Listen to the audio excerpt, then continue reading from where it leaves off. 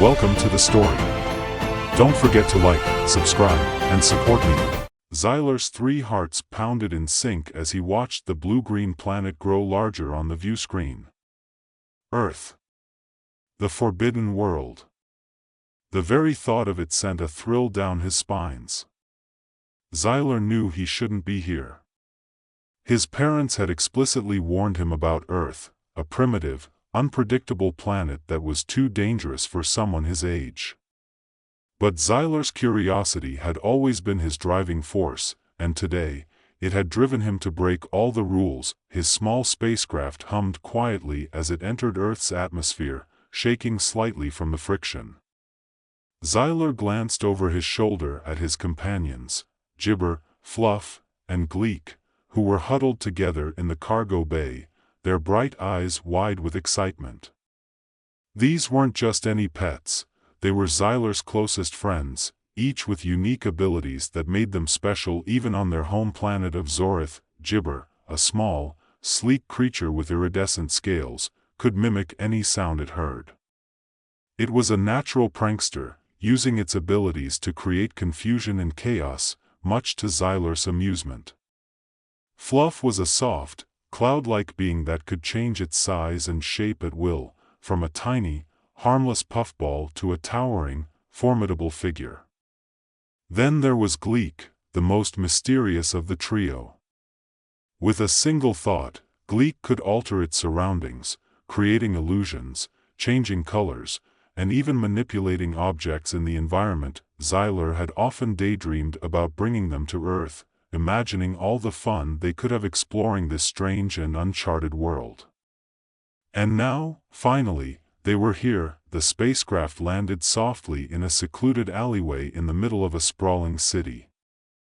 Xylar activated the cloaking device, ensuring that the ship would remain hidden from prying human eyes. The city buzzed with life, horns blaring, people shouting, and the constant hum of machinery. Xylar's senses were overwhelmed by the sheer volume and variety of sounds, smells, and sights. This was nothing like the orderly, quiet cities of Zorith. This was wild. This was thrilling. All right, guys, Xylar said, turning to his pets. Remember, we need to keep a low profile. We're here to explore, not cause trouble. Gibber chirped in response, already mimicking the distant sound of a police siren. Fluff expanded slightly, its soft, fur-like surface shimmering in the dim light of the alley. Gleek's eyes glowed as it absorbed the new environment, ready to play with its surroundings. Xylar grinned and opened the cargo bay door. Let's go. The pets shot out of the ship, their excitement impossible to contain. Xylar followed, trying to keep up as they darted through the alley and into the bustling streets. The city was a maze of towering buildings, flashing lights, and people everywhere. Xylar marveled at the variety of humans, tall, short, thin, and stout, with different skin tones and hairstyles. It was a far cry from the homogeneity of his people. Gibber was the first to cause trouble. As they passed a row of parked cars, Gibber stopped, cocked its head, and began mimicking the sound of a car alarm. The real car alarms quickly followed suit, creating a cacophony that echoed down the street. Passers-by looked around in confusion, trying to locate the source of the noise. Xylar groaned. Gibber, stop it. But Gibber was too amused by its own antics. It switched to mimicking the sound of a police siren, sending a group of pedestrians into a mild panic. Xylar rushed forward, scooping Gibber into his arms.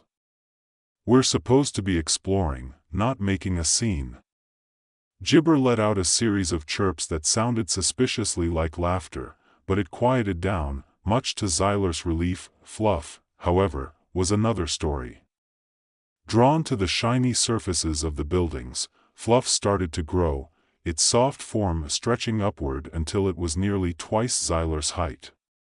Its surface reflected the city lights, turning it into a giant, glowing blob that floated above the ground. People stopped in their tracks, staring up at the massive, fluffy creature with wide eyes. A few took out their phones, snapping pictures and recording videos. Xylar's panic rose. This was the exact opposite of keeping a low profile. Fluff, shrink down. Now! Xylar whispered urgently, looking around to make sure no one was getting too close. Fluff hesitated for a moment, seemingly enjoying the attention, but eventually complied, shrinking back down to its original size. Xylar breathed a sigh of relief, but his heart sank as he noticed Gleek was nowhere to be seen. Gleek had always been the most independent of the group, and Xylar should have known it wouldn't stay by his side for long. He scanned the area, trying to spot the shimmering form of his pet. Then, out of the corner of his eye, he saw something strange. A nearby building was changing colors, shifting from gray concrete to bright pink, then green, then a deep, iridescent blue. "Oh no," Xylar muttered, pushing through the crowd to get a better view. Sure enough, there was Gleek, perched on top of the building, its eyes glowing as it toyed with the structure's appearance.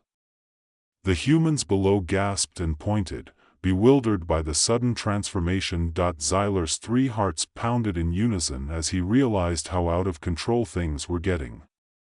He needed to get his pets back to the ship before they attracted even more attention. Gibber, Fluff, Gleek, come on.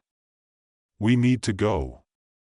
Xylar called out, trying to herd his pets back towards the alley, but they were too enthralled by their new playground to listen. Gibber took off again, this time mimicking the sound of human voices, causing even more confusion. Fluff expanded once more, playfully bouncing between buildings, and Gleek was completely absorbed in its color-shifting game. Xylar was at a loss. How was he supposed to control them when everything on this planet was so new and exciting? He hadn't anticipated how difficult it would be to keep them in check, especially in such a stimulating environment. Just as he was about to give up and activate the ship's recall system, which would automatically transport them back to the safety of the spacecraft, he heard the sound of a commotion down the street. Xylar's antennae perked up as he noticed a group of humans, wearing uniforms and carrying strange devices, approaching the area. They looked official, and Xylar's stomach dropped as he realized they must be some kind of Earth authorities. He needed to act fast. With a quick, telepathic command, Xylar summoned his pets to his side.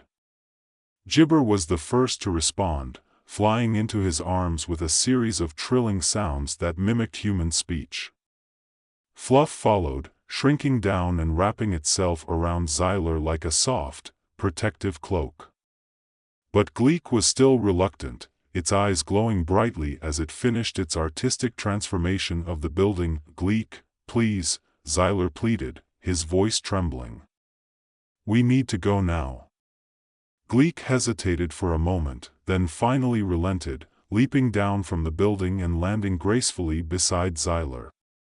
Relieved, Xylar quickly activated his cloaking device, making them invisible to the approaching humans. They slipped away from the scene, moving quickly through the crowded streets and back into the safety of the alley where their ship was hidden. Xylar's mind raced as he considered what to do next. Clearly, the city was too chaotic for them to explore safely.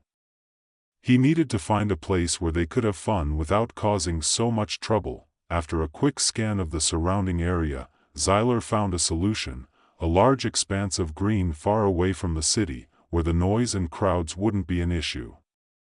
It looked like a park of some sort, with open fields, trees, and even a few small lakes. It was perfect. Without wasting any more time, Xylar guided the ship to the park, keeping it cloaked as they landed in a secluded spot.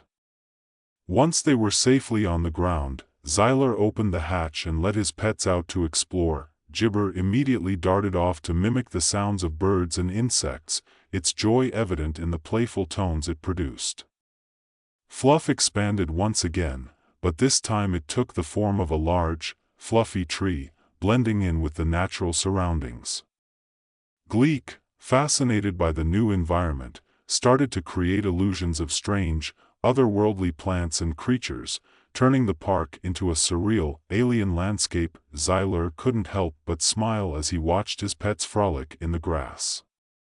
This was what he had imagined, an adventure where they could explore and enjoy themselves without causing too much trouble. He sat down under a tree, enjoying the peaceful sounds of nature, and let himself relax for the first time since they had arrived on Earth.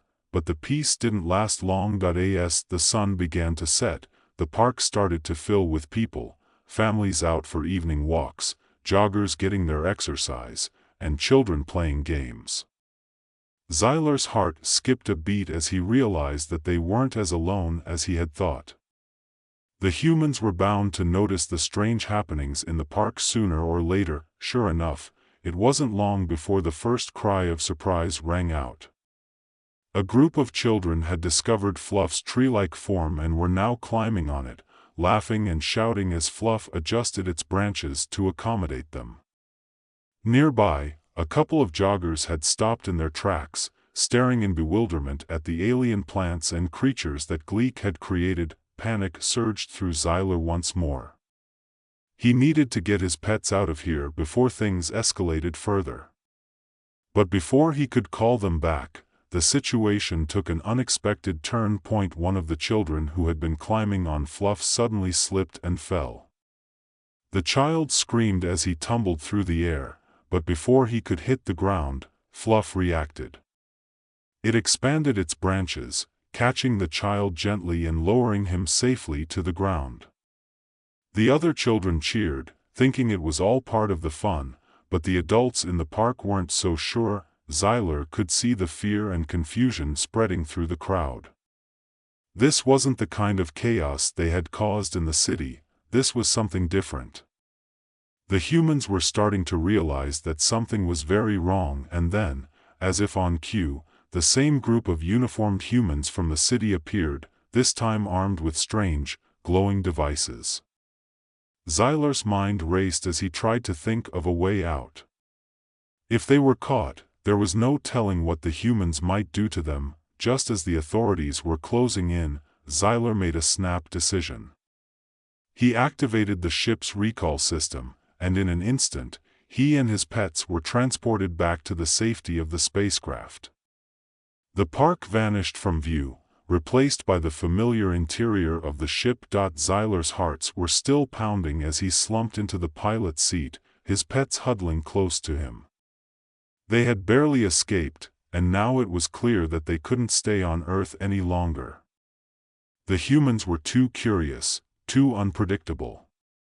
It was only a matter of time before someone got hurt. With a heavy heart, Xyler set a course for home.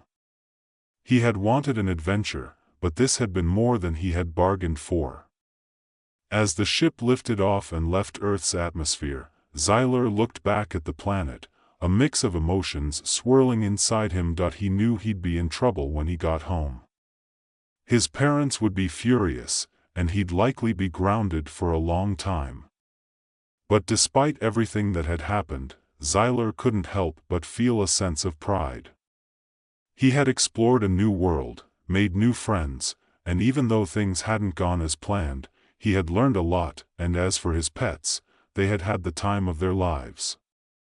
Gibber, Fluff, and Gleek were already settling down, their excitement finally wearing off as they curled up in their respective spots on the ship. Xyler smiled as he watched them, knowing that they had shared an experience that they would never forget. As the ship sped away from Earth, Xyler let out a sigh of relief. He had made it through the adventure, and now it was time to go home.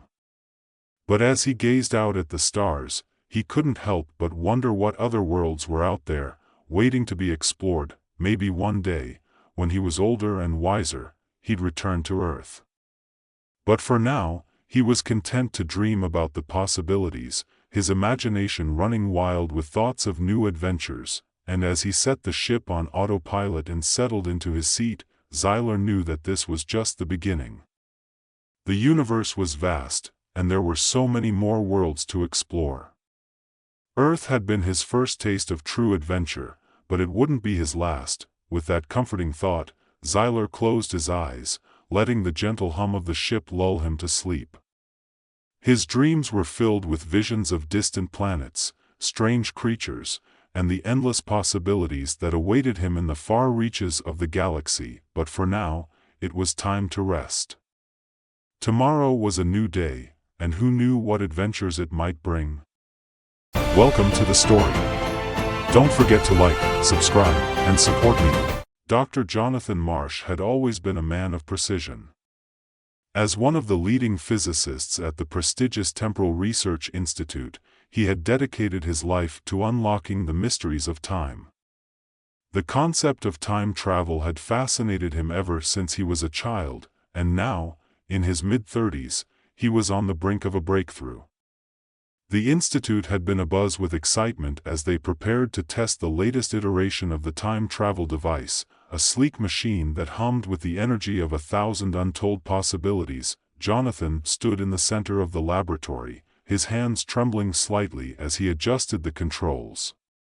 He had rehearsed this moment countless times in his mind, but the reality of it was far more nerve-wracking than he had anticipated. The plan was simple. A short jump back in time, no more than a few hours, just to test the machine's stability and accuracy. But as he keyed in the final coordinates, a strange feeling crept over him, a sense of foreboding that he couldn't quite shake. He brushed the thought aside, attributing it to pre-experiment jitters. After all, he was about to make history. With a deep breath, Jonathan activated the device. The air around him crackled with energy, and the laboratory seemed to blur and distort. The world tilted, and for a moment, Jonathan felt as if he were being pulled through a tunnel of light. Then, just as suddenly as it had begun, it was over. The machine powered down, the humming subsiding into silence. Jonathan blinked, trying to clear the spots from his vision. Something was wrong. He was no longer in the laboratory. The sleek, modern surroundings of his research institute had vanished, replaced by the familiar warmth of a small, cozy living room, his living room. Or rather, his parents' living room. Panic surged through Jonathan as he took in his surroundings. The floral-patterned wallpaper, the old television set, the worn but comfortable furniture, it was all exactly as he remembered it from his childhood. But that was impossible. He couldn't have traveled back that far. Could he? His thoughts were abruptly interrupted by a sound that sent a chill down his spine. It was the sound of a baby crying. And it was coming from very close by. Jonathan's heart raced as he turned toward the source of the noise.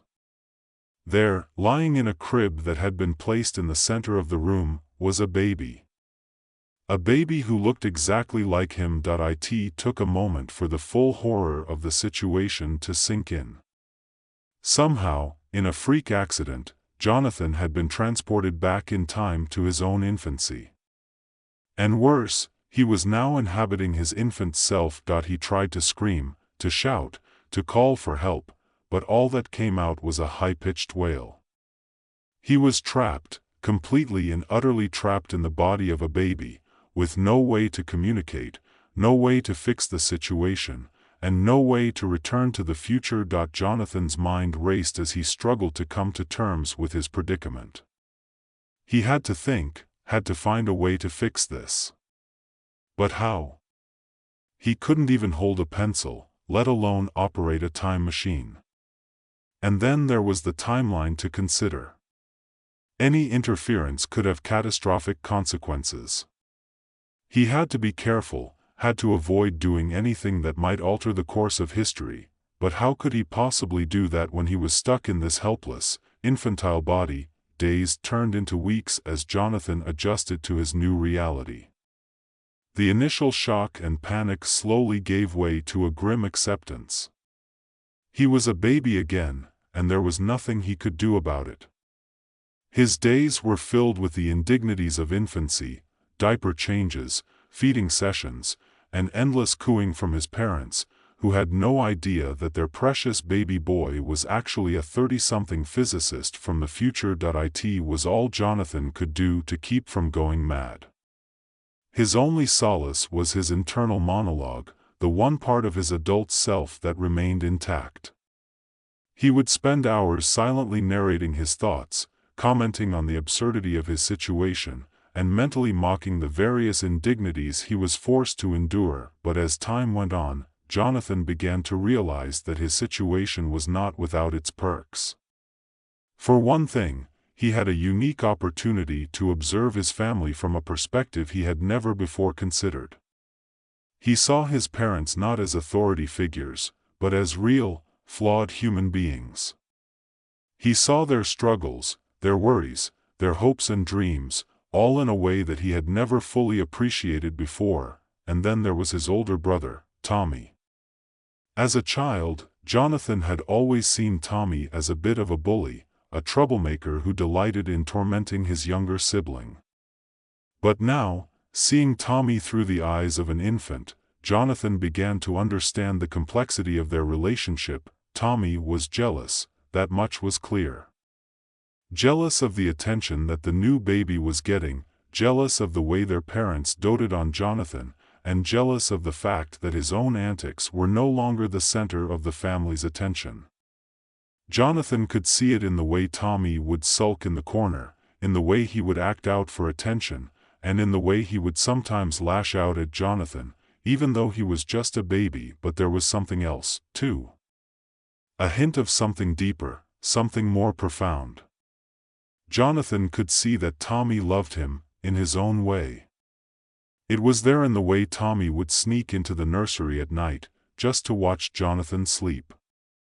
It was there in the way he would bring Jonathan his favorite toys, even though he never admitted it out loud.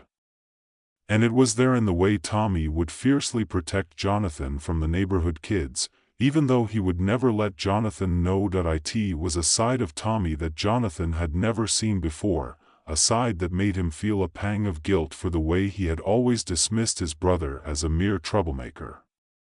But now, stuck in this infantile body, Jonathan began to understand the depth of Tommy's emotions, the complexity of his character, and the strength of their bond. As the weeks turned into months, Jonathan's life settled into a strange routine. He would wake up each morning, endure the rituals of babyhood, and spend the rest of the day observing his family, learning about them in ways he had never imagined possible. But there were challenges, too. Big challenges. And they came in the form of the small, seemingly insignificant events that made up the fabric of everyday life. One of the biggest challenges was the constant temptation to intervene, to use his knowledge of the future to help his family in some way. There were so many things he could do, so many ways he could make their lives better. But he knew that doing so could have disastrous consequences for the timeline. He had to resist the urge, had to let events unfold as they were meant to. It was easier said than done. One day, for example, Jonathan overheard his parents discussing a financial decision that he knew would lead to trouble in the future. His father was considering investing in a business venture that would eventually go bankrupt, causing the family a great deal of financial hardship. Jonathan knew that he could stop it, that he could somehow communicate the danger to his parents and save them from the pain that was to come. But he also knew that doing so could alter the course of history in ways he couldn't predict. He had to let it happen, had to trust that everything would work out in the end. Another challenge came in the form of his brother, Tommy. As Jonathan had suspected, Tommy's jealousy eventually boiled over into resentment, and he began to act out in increasingly destructive ways. He would take Jonathan's toys, hide them, and then laugh as Jonathan cried.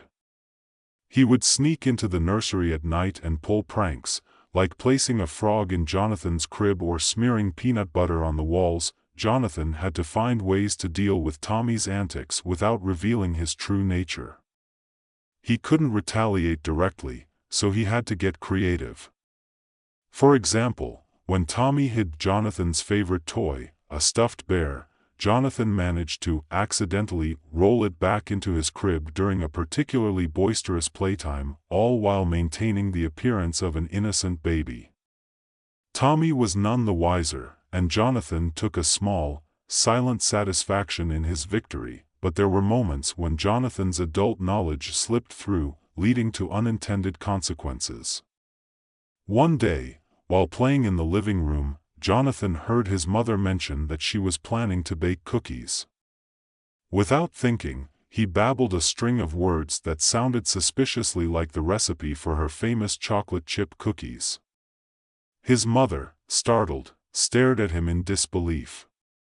"Did you just say something?" she asked, her voice trembling with a mixture of amusement and confusion. Jonathan quickly reverted to baby noises, but the damage was done. His mother began to tell everyone about her genius baby, and soon, word spread through the neighborhood that little Jonathan was a child prodigy.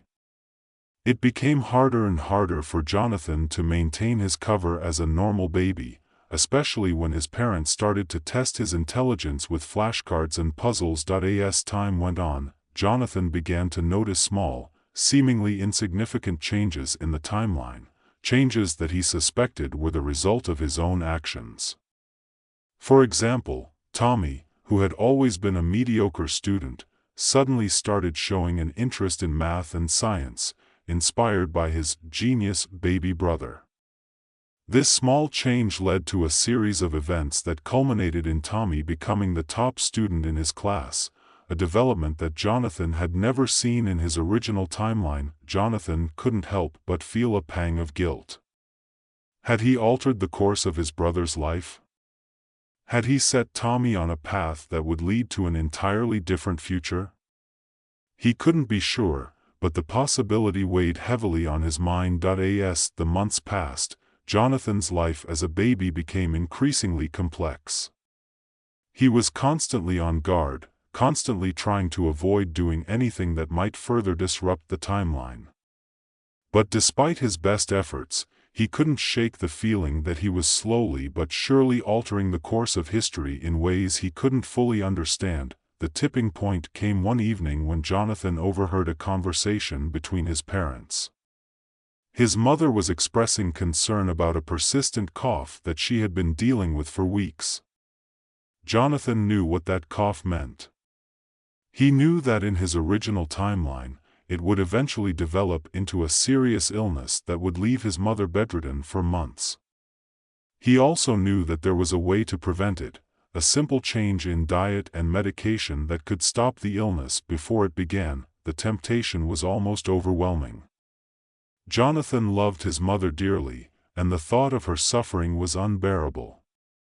But he also knew that intervening could have catastrophic consequences. What if saving his mother altered the timeline in ways he couldn't predict?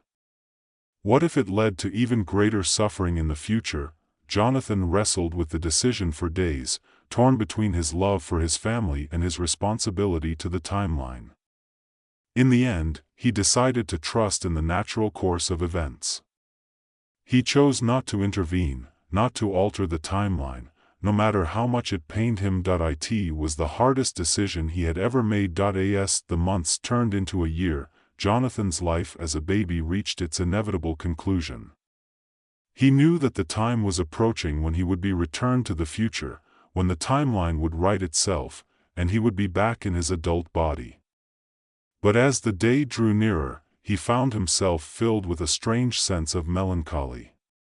Despite all the challenges, despite all the hardships, he had come to cherish his time with his family. He had gained a new understanding of them, a new appreciation for the people they were and the lives they led. And then, one evening, as Jonathan lay in his crib, staring up at the mobile that hung above him, he felt a familiar sensation, a tingling, a sense of being pulled through a tunnel of light. The world around him blurred and distorted, and for a moment, he felt as if he were floating through space and time. When he opened his eyes again, he was back in the laboratory. The sleek, modern surroundings of the Temporal Research Institute greeted him, and the familiar hum of the time machine filled the air. No time had passed since the experiment began. Jonathan sat up, his heart pounding in his chest. He was back. He was himself again, an adult, a physicist, a man of precision and science. But something had changed. The experience had left him with a deeper understanding of the importance of letting life unfold naturally. He had learned that some things were beyond his control, that time had a way of righting itself, and that his role was not to interfere, but to observe, to learn, and to appreciate the preciousness of every moment. As Jonathan resumed his work at the Institute, he found himself looking at the world with new eyes. He was more patient, more understanding, more willing to let things unfold in their own time.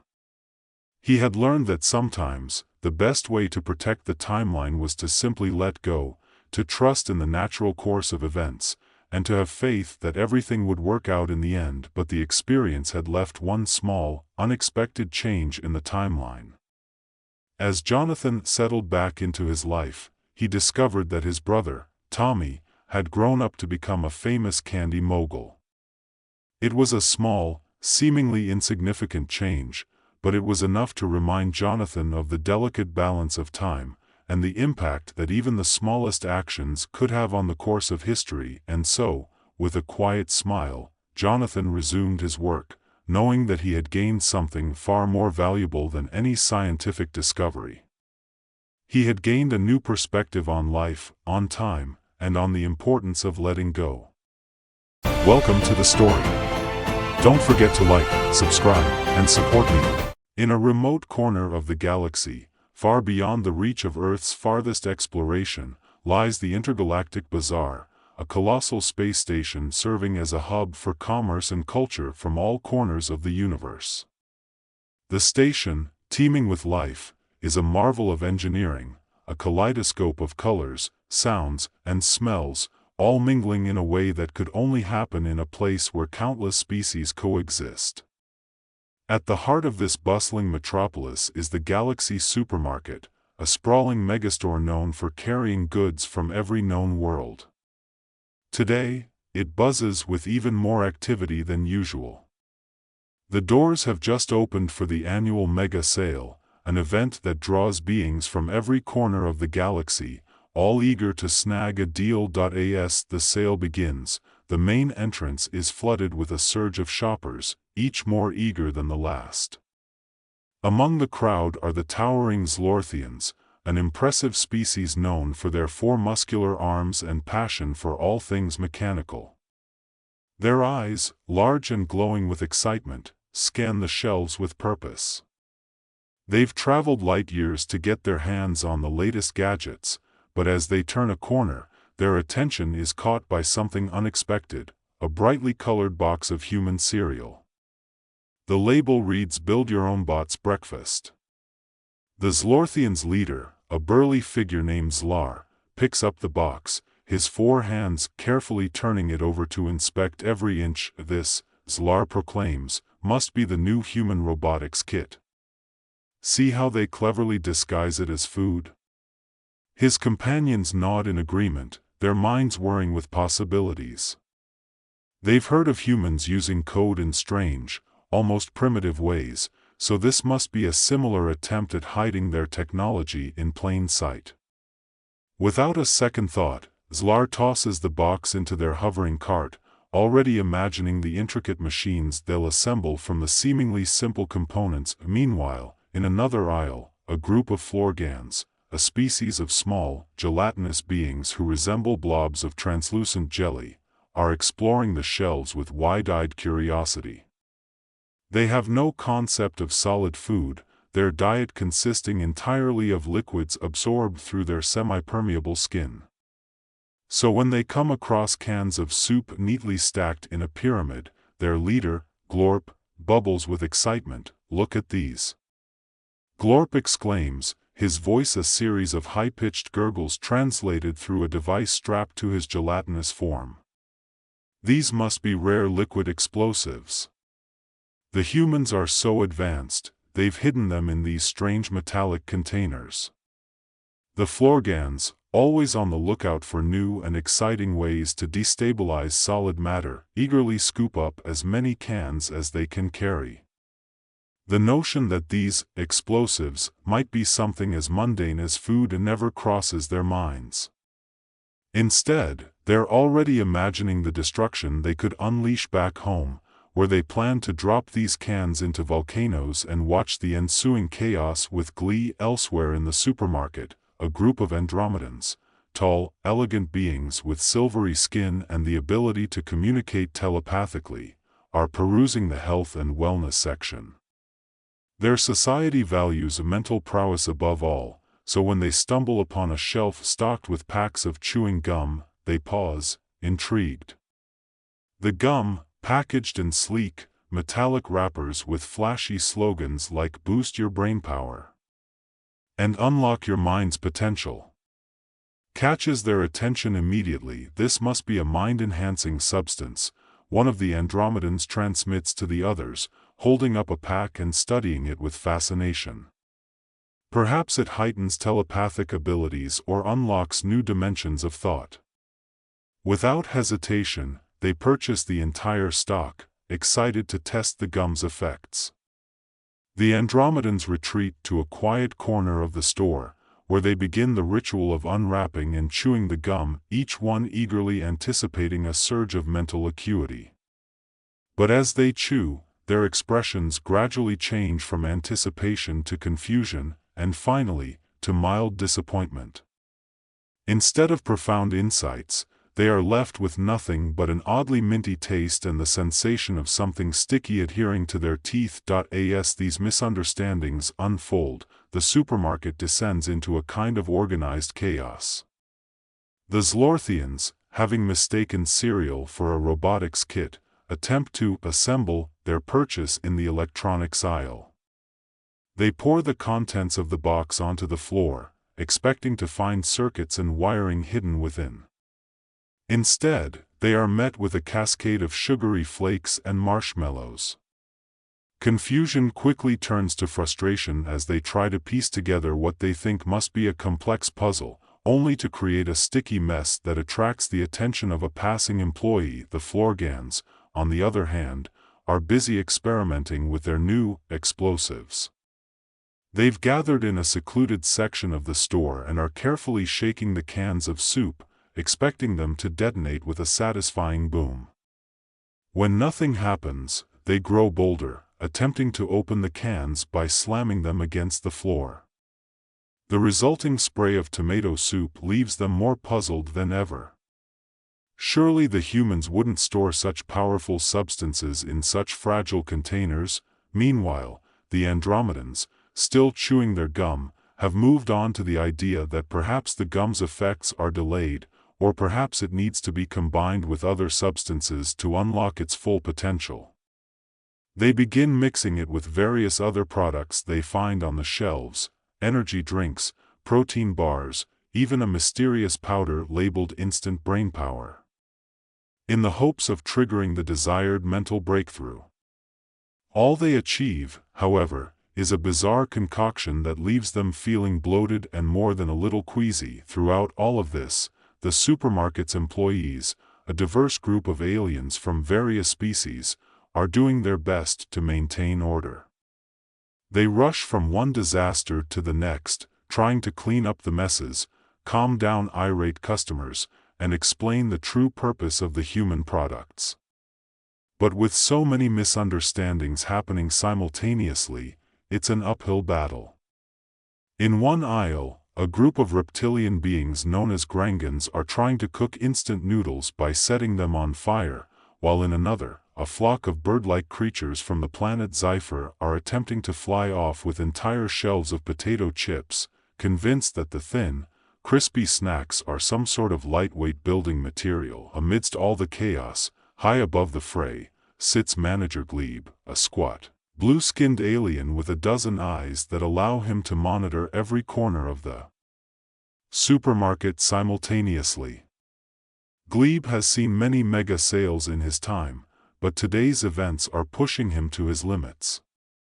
He sits in his office, watching the pandemonium unfold on a wall of holographic screens, each one showing a different part of the store. His long, thin fingers tap nervously on the desk as he contemplates his next move. By the stars, Glebe mutters to himself, if this keeps up, we'll be out of business by the end of the day. I need to do something before they tear the place apart. Glebe's AI assistant, a spherical drone named Orby, hovers nearby, its digital voice calm and composed as always. Perhaps a direct intervention is in order, sir. A well-timed announcement or demonstration might help clarify the misunderstandings. Glebe nods, his many eyes narrowing as he considers the suggestion. You're right, Orby. We need to take control of the situation before it spirals any further. Prepare the intercom. Down on the floor, the chaos reaches its peak as several groups of shoppers converge in the center of the store, all drawn by the discovery of what appears to be a rare and valuable item, a can of Spam. The Zlorthians, Florgans, and Andromedans, along with several other species, all gather around the small display, each one convinced that the Spam is a highly advanced energy source, perhaps even the key to unlocking untold power for their respective civilizations. Tensions rise as the different groups begin to argue over who has the right to claim the Spam. The Zlorthians, with their imposing size and strength, attempt to intimidate the others into backing down. The Florgans, in their liquid state, begin to ooze threateningly around the base of the display, while the Andromedans prepare to unleash a telepathic assault. It seems that a full-blown conflict is inevitable, and the entire supermarket is on the brink of chaos. Just as the first blow is about to be struck, Manager Glebe's voice echoes through the store, amplified by the intercom system. Attention, valued customers. Please remain calm and refrain from any hostile actions. There has been a significant misunderstanding regarding the item in question. Allow me to clarify. The shoppers freeze in place, their attention drawn to the ceiling, where a large holographic image of Glebe appears. He explains, in a calm and authoritative tone, that the Spam is not, in fact, a source of immense power, but rather a processed meat product from Earth, enjoyed by humans as a convenient and long-lasting food item. As the truth sinks in, there's a moment of stunned silence. The Zlorthians exchange puzzled glances, the Florgans deflate slightly, and the Andromedans lower their mental defenses. Finally, the absurdity of the situation hits them, and one by one, they begin to laugh. It starts as a few chuckles, then grows into full-blown laughter that echoes through the store.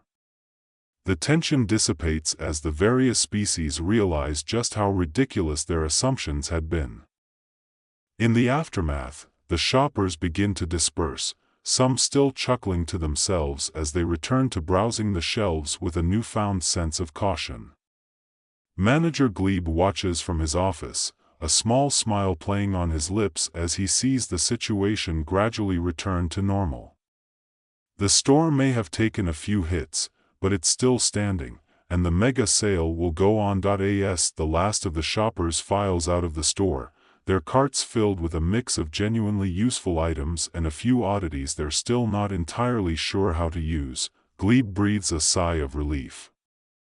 The day had been chaotic, to say the least, but it had also been a reminder of just how diverse, and downright strange, the galaxy could be.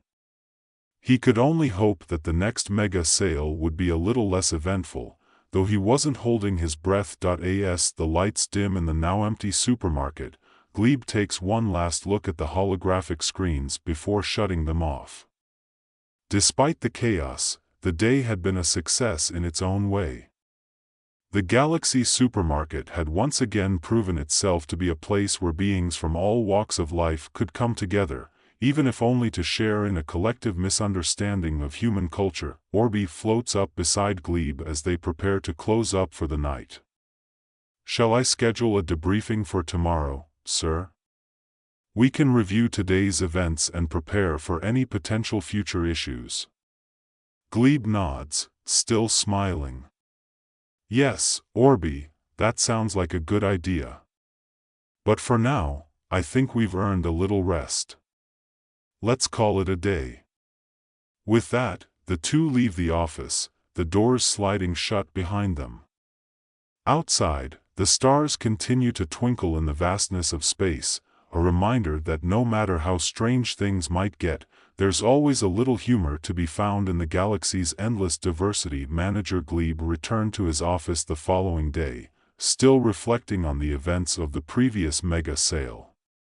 Despite the chaos, he couldn't help but chuckle at the memory of interstellar customers battling over a can of Spam, mistaking it for a potent energy source. The galaxy was full of surprises, and no 2 days at the Galaxy supermarket were ever the same. As he settled into his chair, the door slid open, and Orby floated in, its spherical form humming softly as it projected a series of holographic screens in front of Glebe. "Good morning, sir," Orby greeted him in its usual calm tone. "I've compiled a report on yesterday's incidents, along with a list of suggestions for preventing similar misunderstandings in the future." Glebe nodded, his dozen eyes scanning the screens rapidly. "Thank you, Orby. Let's go over it quickly. We need to ensure that the rest of the sale goes smoothly. I don't want another incident like the one with the Andromedans and the chewing gum." Orby displayed a detailed list of the previous day's events, each one accompanied by a suggested solution. Glebe reviewed the recommendations, nodding occasionally in agreement. "This looks good. Let's implement these changes immediately, and make sure all staff are briefed on how to better assist customers who may not be familiar with human products." Orby word in affirmation, and Glebe allowed himself a moment of satisfaction. The Galaxy supermarket had weathered many storms over the years, but it had always emerged stronger, and this time would be no different. He was about to move on to the next item on his agenda when the intercom buzzed, signaling an incoming call. "Manager Glebe, there's a situation in aisle 5, came the voice of one of the store's security drones. "We have a group of Techlans causing a disturbance. They're refusing to leave until they receive what they claim is a promised reward." Glebe sighed, rubbing his temples. The Techlans were known for their stubbornness, and once they got an idea in their heads, it was nearly impossible to dissuade them. He quickly reviewed the store's promotional materials, searching for any mention of rewards that might have been misinterpreted. "Orby, what's the likelihood that they've misunderstood something we've advertised?" Glebe asked, already suspecting the answer. Orby pulled up a digital flyer for the mega sale and zoomed in on a section that read, "Buy one, get one free." The slogan was accompanied by a picture of a popular human snack, a bag of popcorn. Glebe groaned. "Let me guess, the Techlans think get one free means they're entitled to whatever they want, as long as they buy something first." "Precisely, sir," Orby confirmed. "They've apparently chosen to interpret the promotion in their own unique way." With a deep breath, Glebe stood up and straightened his uniform.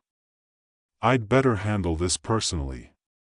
If we don't nip this in the bud, we'll have every customer in the store demanding free items based on a misunderstanding."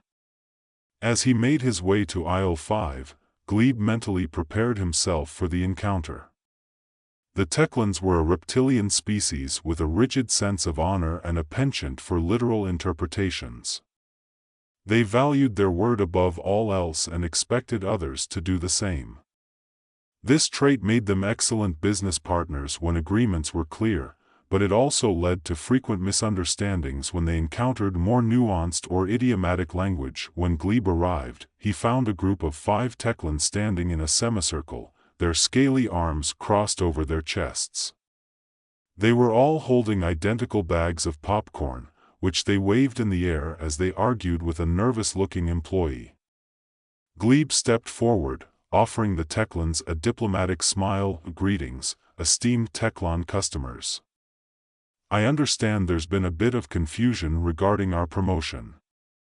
I'm Manager Glebe, and I'm here to help resolve the issue." The leader of the Techlans, a large, imposing figure with green scales that shimmered in the fluorescent lights, turned to face Glebe. His voice was deep and resonant, carrying the weight of authority. "We were promised a reward, a free item, with our purchase. We have upheld our end of the agreement by purchasing this popcorn. Now, we demand our rightful reward."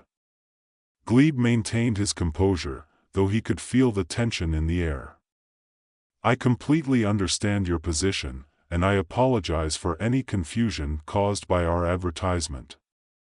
The promotion you're referring to is what we call a buy one, get one free deal, which means that when you buy one bag of popcorn, you're entitled to a second bag at no additional cost." The Techlon leader narrowed his eyes, clearly unsatisfied with the explanation. "But the advertisement does not specify that the reward must be the same item. We believe we are entitled to a reward of our choosing." Glebe sighed inwardly. He knew that arguing with the Techlans would be futile. They were notorious for sticking to their interpretations once they had made up their minds. Instead, he decided to take a different approach, one that might appeal to their sense of honor. "Allow me to make a proposal," Glebe said, choosing his words carefully. "While our promotion was intended to apply specifically to the popcorn, I can see how the wording might have been unclear. As a gesture of goodwill and to honor your interpretation, would like to offer you a special discount on any item of your choosing, in addition to the free bag of popcorn." The Techlon leader considered this for a moment, his expression unreadable. The other Techlans exchanged glances, clearly awaiting their leader's decision. Finally, he nodded, a slow, deliberate motion that indicated his approval. "This is an acceptable compromise," he declared. "We will accept the discount in place of the promised reward." "Your honor is intact, Manager Glebe." Relieved, Glebe inclined his head respectfully. "Thank you for your understanding. If you would like to select your items, one of our employees will assist you with the discount at checkout." The Techlans dispersed, now in better spirits as they resumed their shopping. Glebe watched them go, grateful that the situation had been resolved without further escalation. As he turned to leave, the nervous employee approached him, clearly still shaken by the encounter. "Thank you, sir," the employee stammered. "I wasn't sure how to handle them. They were so insistent." Glebe smiled reassuringly. "It's all part of the job.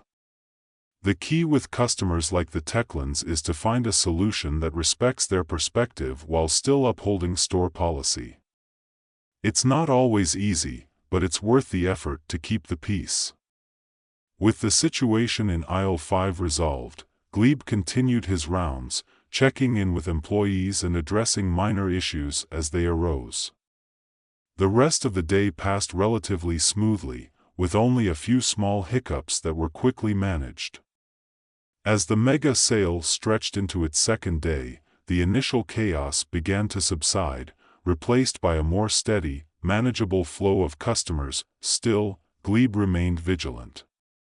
The Galaxy supermarket had a reputation to uphold, and he was determined to ensure that every customer, no matter how unusual their needs or expectations, left satisfied. The sale was an opportunity not just to boost profits, but to strengthen the store's standing as the premier destination for intergalactic shopping. Late in the afternoon, as the crowds began to thin, Glebe returned to his office, feeling a sense of accomplishment.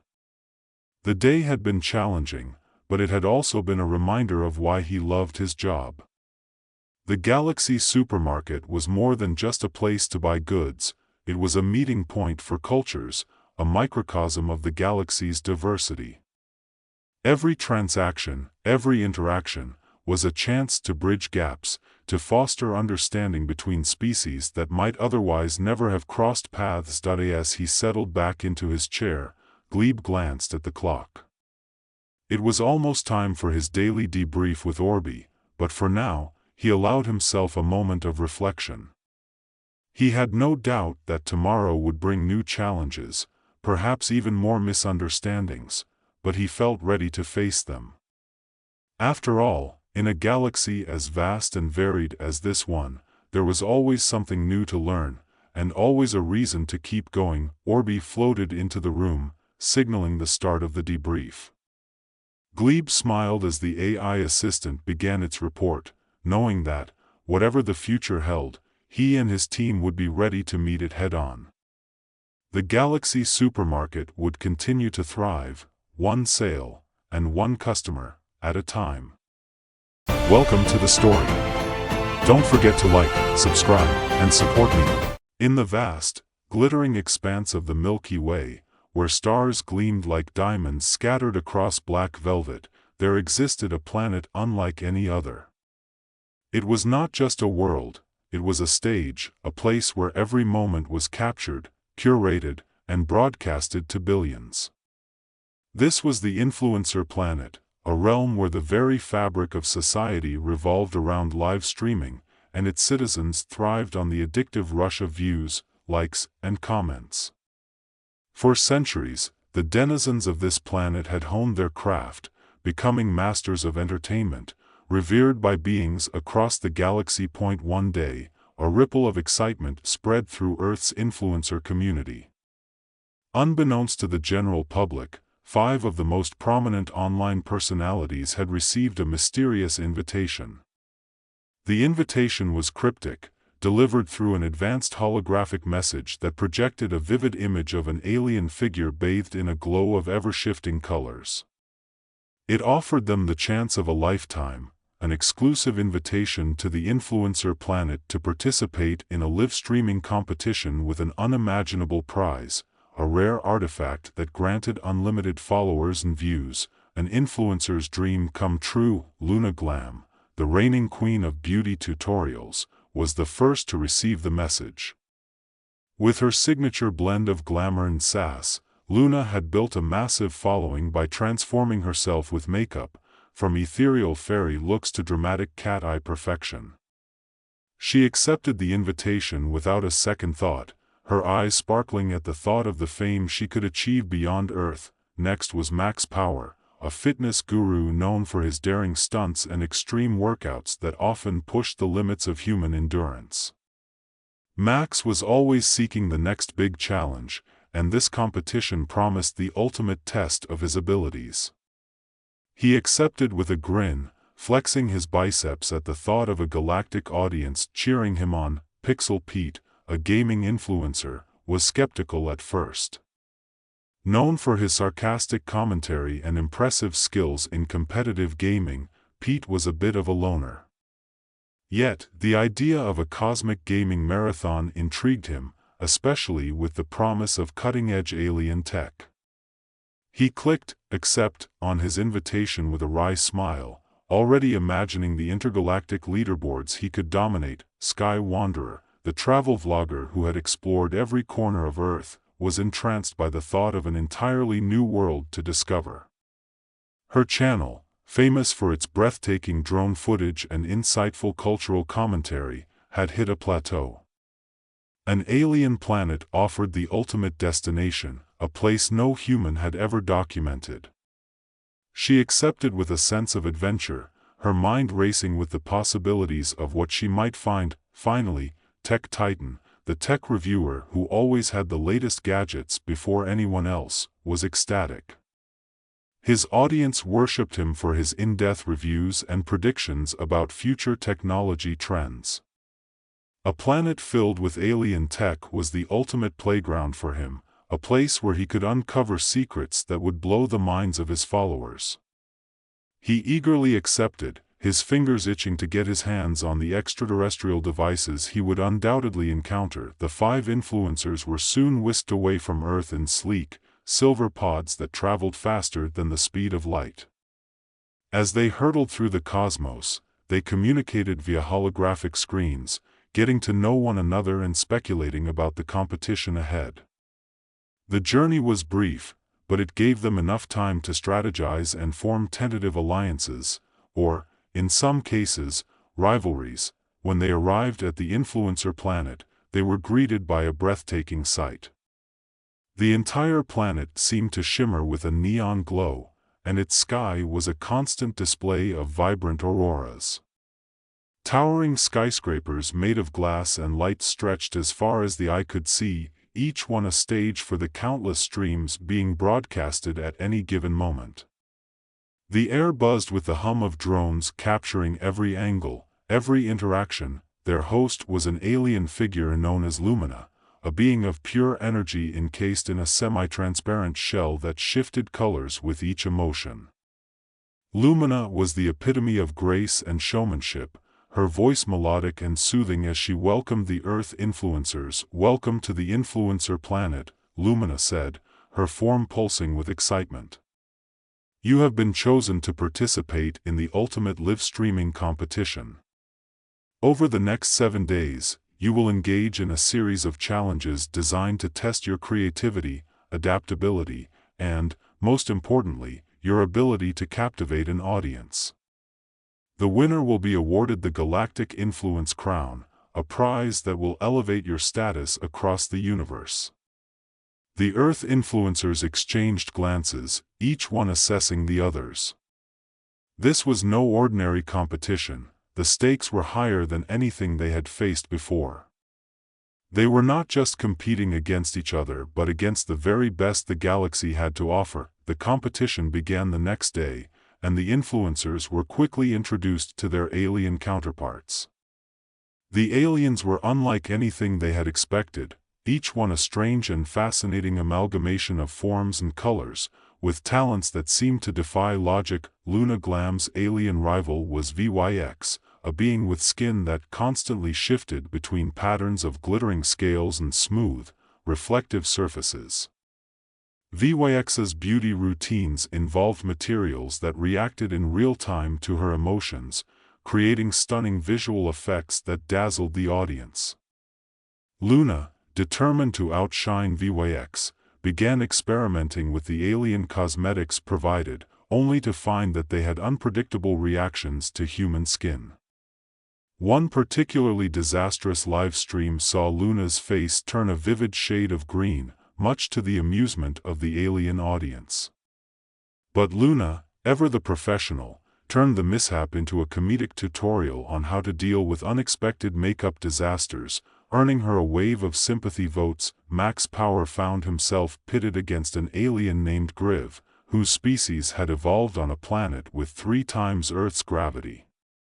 Griv's workout routines involved feats of strength that seemed impossible, lifting boulders the size of cars, running marathons in zero gravity.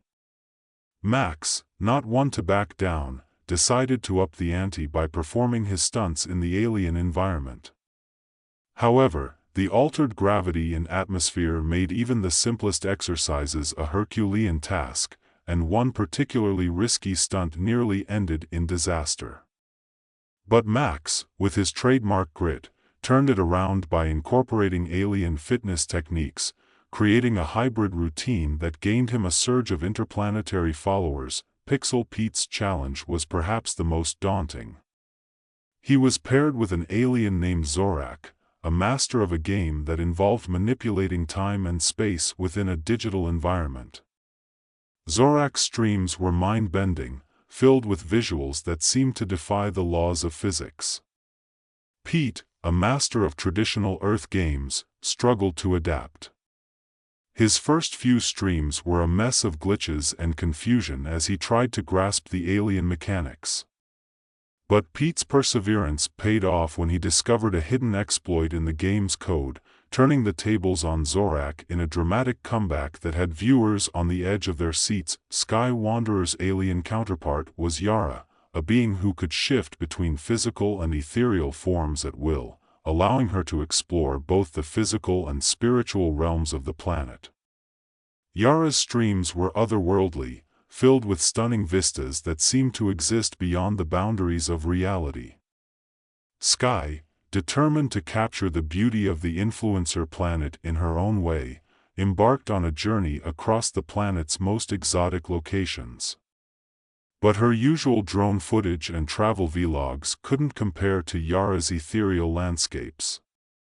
Sky's breakthrough came when she teamed up with Yara to create a collaborative stream that blended their unique perspectives, resulting in a visual masterpiece that captivated audiences from both Earth and beyond. Tech Titan faced off against Xylo, an alien with the ability to interface directly with technology through a network of bioorganic tendrils. Xylo's streams were a showcase of the most advanced alien tech, from devices that could manipulate matter to sentient AI companions that interacted with viewers in real time. Tech Titan, always one to push the boundaries, attempted to reverse engineer some of the alien tech, only to find himself overwhelmed by the sheer complexity of it. But in a stroke of genius, he decided to merge Earth technology with alien innovations, creating hybrid devices that fascinated the audience with their blend of familiar and exotic features. As the competition progressed, it became clear that the Earth influencers were struggling to keep up. The alien culture was so vastly different from their own that their usual tactics fell flat. Clickbait titles and flashy stunts weren't enough to engage an audience that had seen it all. The turning point came when the Earth influencers began to realize that they needed to embrace the alien culture rather than try to impose their own. Luna Glam collaborated with VYX to create a new line of beauty products that blended Earth's cosmetic trends with alien materials. The result was a stunning fusion of styles that became an instant hit across the galaxy. Max Power and Griv co-hosted a live-streamed fitness challenge that combined the best of both worlds, pushing their physical limits while promoting intergalactic fitness. Pixel Pete and Zorak teamed up to design a new game that integrated elements of both Earth and alien gaming, creating a unique experience that became the next big thing in intergalactic esports. Sky Wanderer and Yara's joint exploration of the influencer planet resulted in a series of travel vlogs that became the most watched content of the entire competition. Tech Titan and Xylo's hybrid tech demonstrations sparked a wave of innovation across multiple planets, inspiring a new generation of tech enthusiasts. The final day of the competition arrived, and the atmosphere was electric with anticipation. The influencers, both Earth and alien, had prepared their ultimate content pieces, each one a masterpiece of creativity and cultural exchange. Lumina, the host, watched with a smile as the final streams went live, each one surpassing the previous in terms of originality and engagement. Just as the winner was about to be announced, Lumina revealed the true nature of the competition.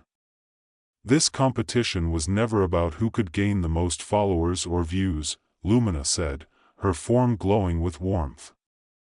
It was about fostering understanding and collaboration between our worlds. The true prize is the bond you have formed and the knowledge you have shared. And in that, you are all winners. The Earth influencers were stunned, but as the words sank in, they realized the truth of Lumina's statement. They had come to the influencer planet seeking fame and followers, but they were leaving with something far more valuable, an experience that had broadened their horizons and enriched their content in ways they could never have imagined. As they prepared to return to Earth, the influencers reflected on their journey. Each one had grown in ways they hadn't expected, their content now infused with a touch of the alien culture they had come to admire. They knew that their audience would notice the change, and they couldn't wait to share their newfound perspective with the world. Back on Earth, the influencers' channels exploded in popularity, not just because of their otherworldly content, but because of the genuine passion and creativity that shone through in every post. Their alien counterparts also found themselves with new Earth-based fans, fascinated by the strange and beautiful world of the influencer planet. And so, as the sun set on another day, the influencers looked to the stars, knowing that their journey was just beginning. The universe was vast, filled with countless cultures and stories waiting to be told. And with their newfound connections, they were ready to explore it all. As the 5 influencers returned to Earth, their thoughts buzzed with the memories of the influencer planet. The experience had been unlike anything they could have imagined. Each one had arrived with the goal of winning, of gaining followers and securing their place at the top of the digital hierarchy. But what they left with was a deeper understanding of the world, no, the universe, around them, and how their influence could be used for something greater than just numbers on a screen. Luna Glam was the first to land back on Earth, her pod touching down in the heart of Los Angeles. The city buzzed with its usual energy, but Luna felt different as she stepped out onto the pavement. The alien beauty products she had brought back with her were unlike anything the world had ever seen, and she knew she could revolutionize the industry with them. But more than that, she was excited to share the stories of her collaboration with VYX. It wasn't just about looking good, it was about embracing new ideas, new perspectives, and showing her followers that beauty could be found in the most unexpected places. As she set up her camera for her first live stream back, Luna felt a sense of purpose that went beyond the superficial. She smiled at the camera, her makeup subtly shimmering with the alien pigments she had learned to master, and began to speak, her voice filled with a new warmth. Max Power was next, his pod landing in the rugged terrain of Colorado, where he had built his brand around extreme sports and fitness. The moment his feet hit the ground, Max felt a surge of energy, a connection to the earth that had always driven him. But now, that connection was amplified by the experiences he had shared with Griv. The grueling workouts in triple gravity, the zero-gravity yoga, the challenges that had pushed him to his limits, all of it had given him a new appreciation for what the human body was capable of. Max immediately set to work, planning a new series of videos that would incorporate the techniques he had learned, but with a focus on balance and well-being rather than just physical prowess. As he filmed his first workout back on Earth, Max felt stronger than ever, not just in body, but in spirit. Pixel Pete found himself back in his modest apartment in Seattle, surrounded by the familiar glow of his gaming setup. But as he powered up his consoles, he couldn't help but feel that something had changed. The games he had once dominated now seemed small, limited in their scope compared to the vast, mind-bending challenges he had faced with Zorak. Pete knew he couldn't go back to the way things were. He began to code furiously, inspired by the alien mechanics and the exploits he had discovered. His goal was to create a game that would challenge not just the player's reflexes, but their perception of reality itself. As he streamed his first playthrough, Pete could see the excitement building in his chat. His followers sensed that something new, something revolutionary, was on the horizon. Sky Wanderer's return was a quiet one, her pod landing in a remote part of the Pacific Northwest, where she had always felt most at home. The forests and mountains that surrounded her were a stark contrast to the neon glow of the influencer planet, but Sky welcomed the change. She had always been a seeker, someone who craved the unknown, and now she felt that her journey had only just begun.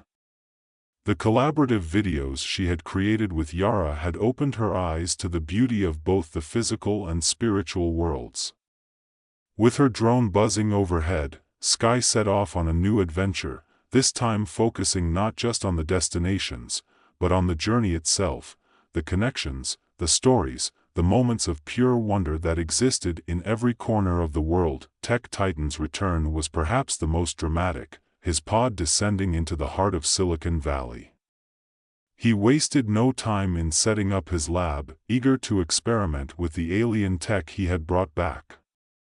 But as he unpacked the devices, he realized that his time with Xylo had changed the way he saw technology.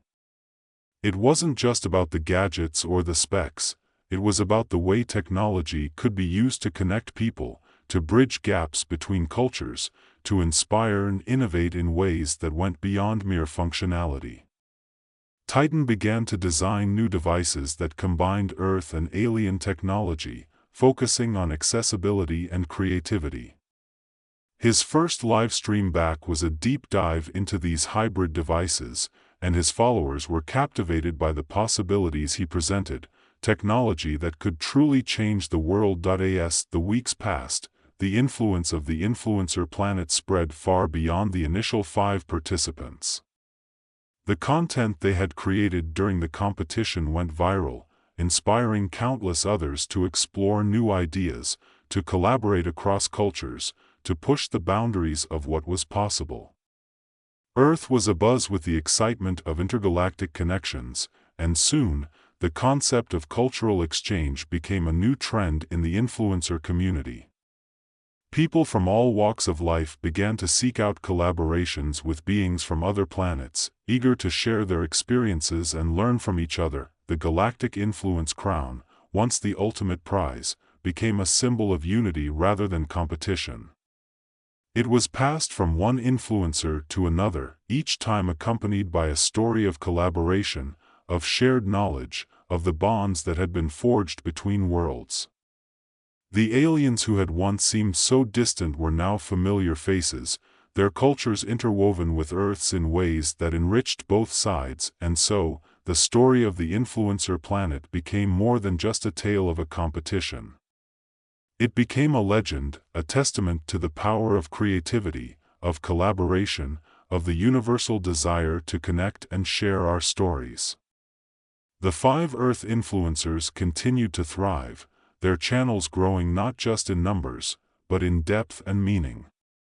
They had set out to win a competition, but they had returned with something far greater, the understanding that influence, true influence, was not about domination, but about connection, about finding common ground in even the most unlikely places. The universe was vast, and there were still countless stories to be told. But for now, the Earth influencers knew that they were just beginning to scratch the surface of what was possible. Their journey was far from over, and with each new step, they carried with them the lessons they had learned on that distant, shimmering world, a world where influence wasn't just a numbers game, but a celebration of creativity, of diversity, of the shared experience of being part of something greater than oneself. Welcome to the story.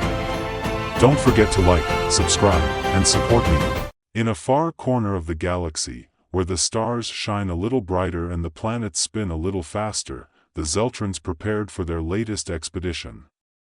The Zeltrons were an advanced species known throughout their star system for their intelligence, curiosity, and, most notably, their diminutive size.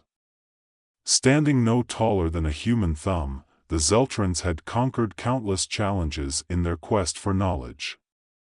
Their latest invention, the Galactic Spec, was a testament to their ingenuity, a miniature spaceship designed for deep space exploration, equipped with the most sophisticated technology their species had ever developed. On this particular mission, the Galactic Spec was tasked with cataloging new planets in an uncharted region of the galaxy. The mission was supposed to be routine, a simple flyby of a few planets to gather data and return home. But fate had other plans. As the Galactic Spec zipped through space, a sudden gravitational pull from a nearby wormhole caught the tiny ship in its grip. The crew of Zeltrons, led by the fearless commander Mechs, scrambled to regain control, but it was too late. The ship was sucked into the wormhole, and within moments, they found themselves hurtling toward a small, blue planet. Emergency landing protocol initiated. Commander Mechs barked, his voice crackling with urgency. The ship's navigation system struggled to find a safe landing spot, eventually guiding them into the atmosphere of the mysterious planet. With a gentle thud, the Galactic Spec touched down in a patch of tall, green vegetation. Unbeknownst to the Zeltrons, it was the backyard of a typical suburban home on Earth. The Zeltrons, ever the explorers, were undeterred by the unexpected detour. As they peered out from the ship's windows, they marveled at the towering green stalks surrounding them.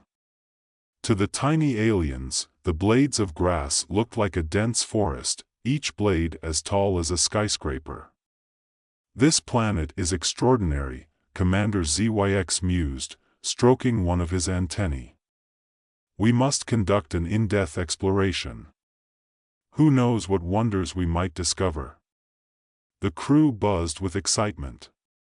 For the Zeltrans, exploration was more than a mission, it was a way of life. They suited up in their tiny exosuits, which provided protection against the unknown elements of alien worlds, and prepared to disembark. As the ship's hatch opened, the Zeltrans were greeted by the fresh scent of Earth's flora. The ground beneath them was soft and uneven, like a vast, alien landscape. They spread out, their tiny feet making barely a sound as they moved through the grass, which swayed gently in the breeze. Their first encounter with Earth's fauna came sooner than expected. As they ventured deeper into the backyard, they heard a low, rumbling sound that sent vibrations through the ground. The Zeltrans froze, their tiny hearts racing with anticipation. From behind a particularly thick blade of grass emerged a massive creature, covered in soft, striped fur.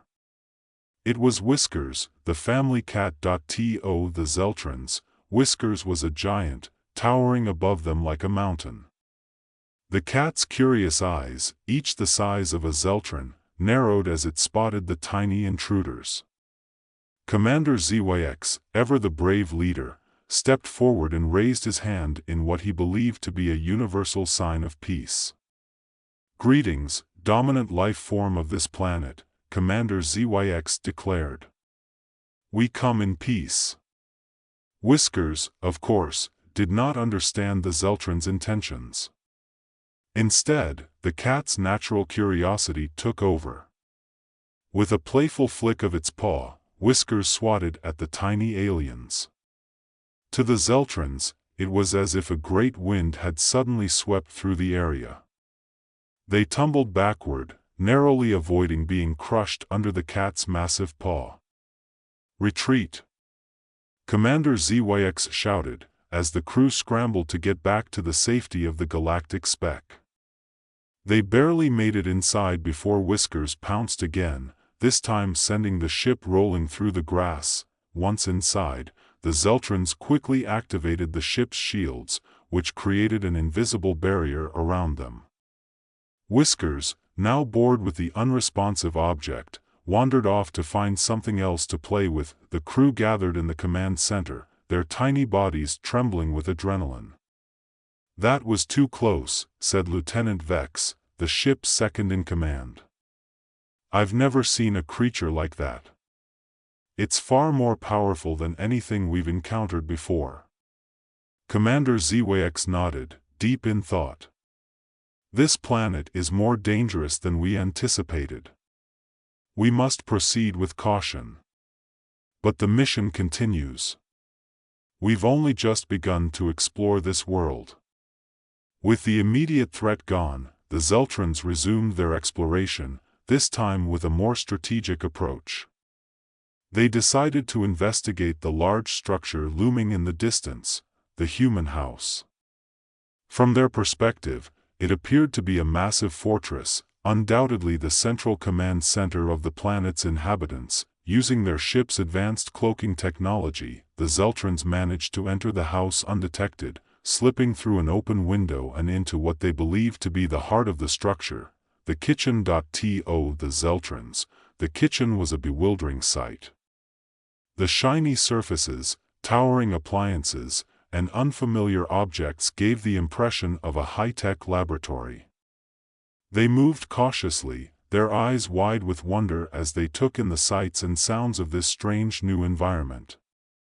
"What do you think these devices are used for?" asked scientist Xylo, one of the crew's leading researchers. Commander ZYX examined the large, rectangular object standing against the wall, the refrigerator.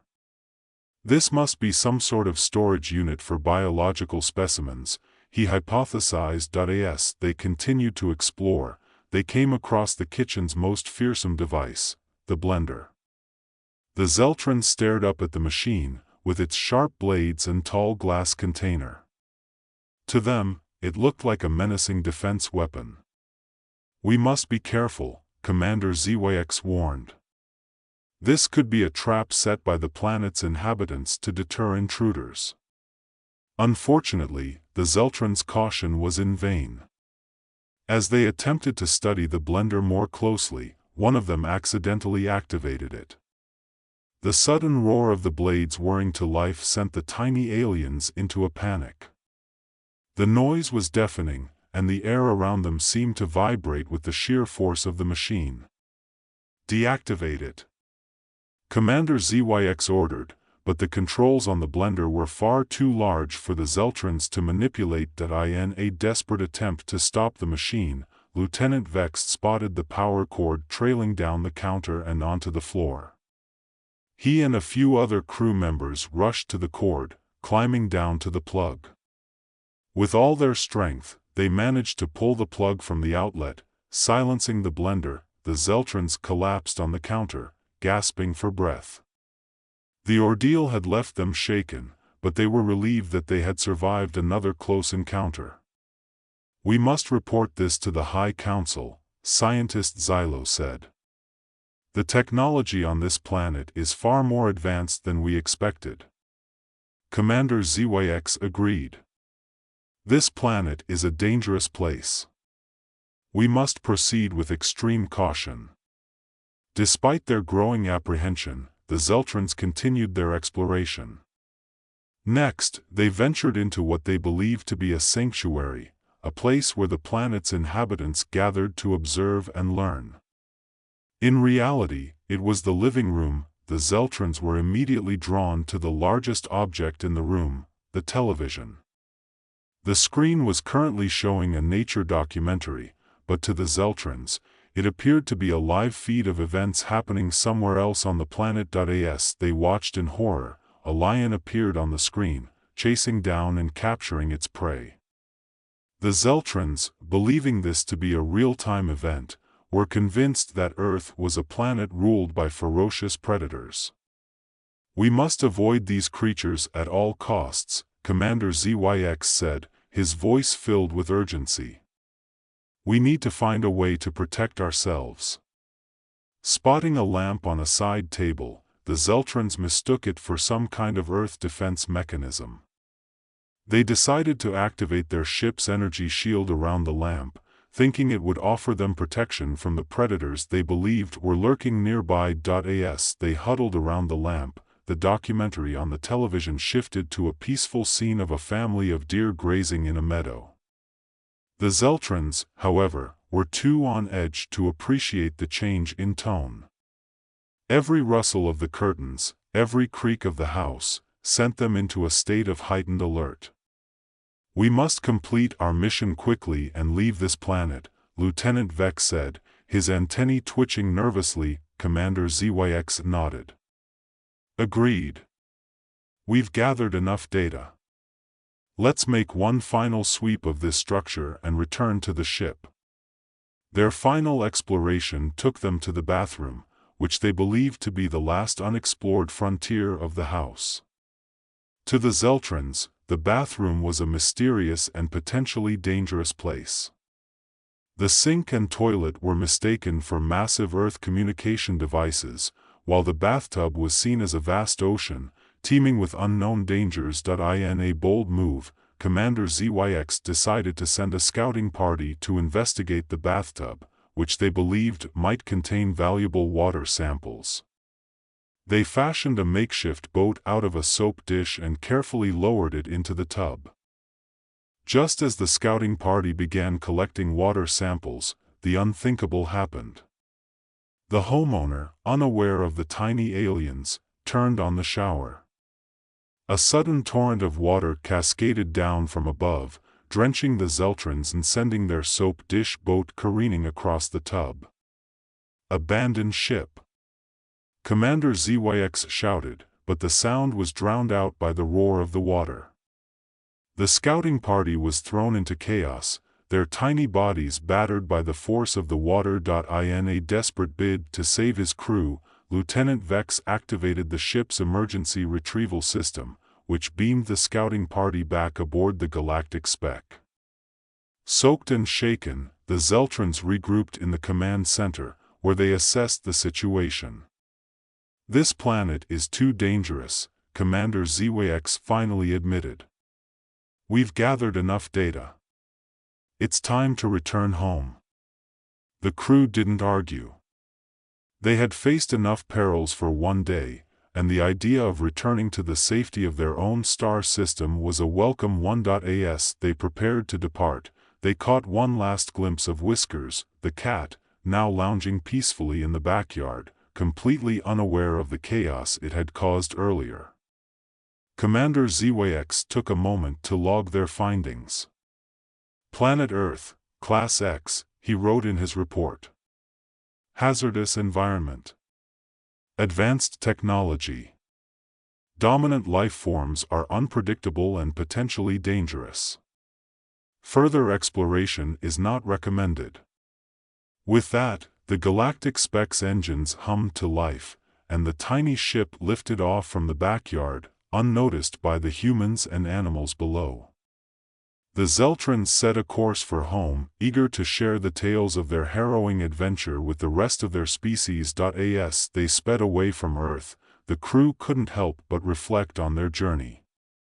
They had encountered dangers they had never imagined, but they had also witnessed the wonders of a new world, even if it was far more perilous than they had expected. Commander Zwax allowed himself a small smile. "Well done, everyone," he said. "We may be small, but we've proven that we're more than capable of handling whatever the universe throws at us."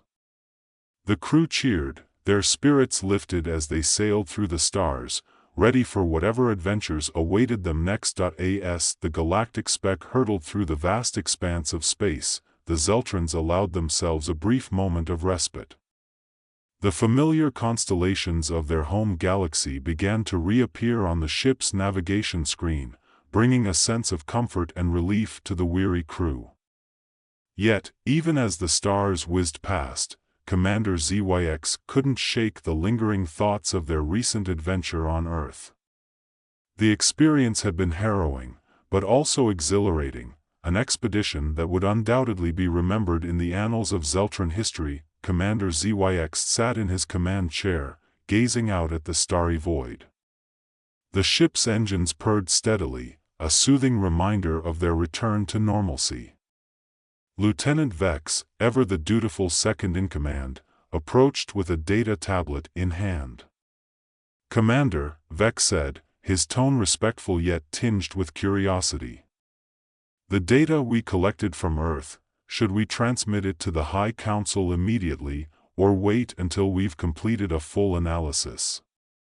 Zwax pondered the question, his antennae twitching thoughtfully. "Transmit the preliminary report now," he decided. "The High Council should be informed of our findings as soon as possible. But let's conduct a thorough analysis of the data once we're back in orbit around Zeltron 7. I want to make sure we didn't overlook anything significant." Vex nodded and moved to carry out the order, his movements efficient and precise. Despite the apparent calm, the crew remained on high alert. The memories of their encounters with Earth's unpredictable environment and its peculiar inhabitants were still fresh in their minds. Each Zeltron understood that their survival had hinged on both luck and their quick thinking, a testament to their training and adaptability.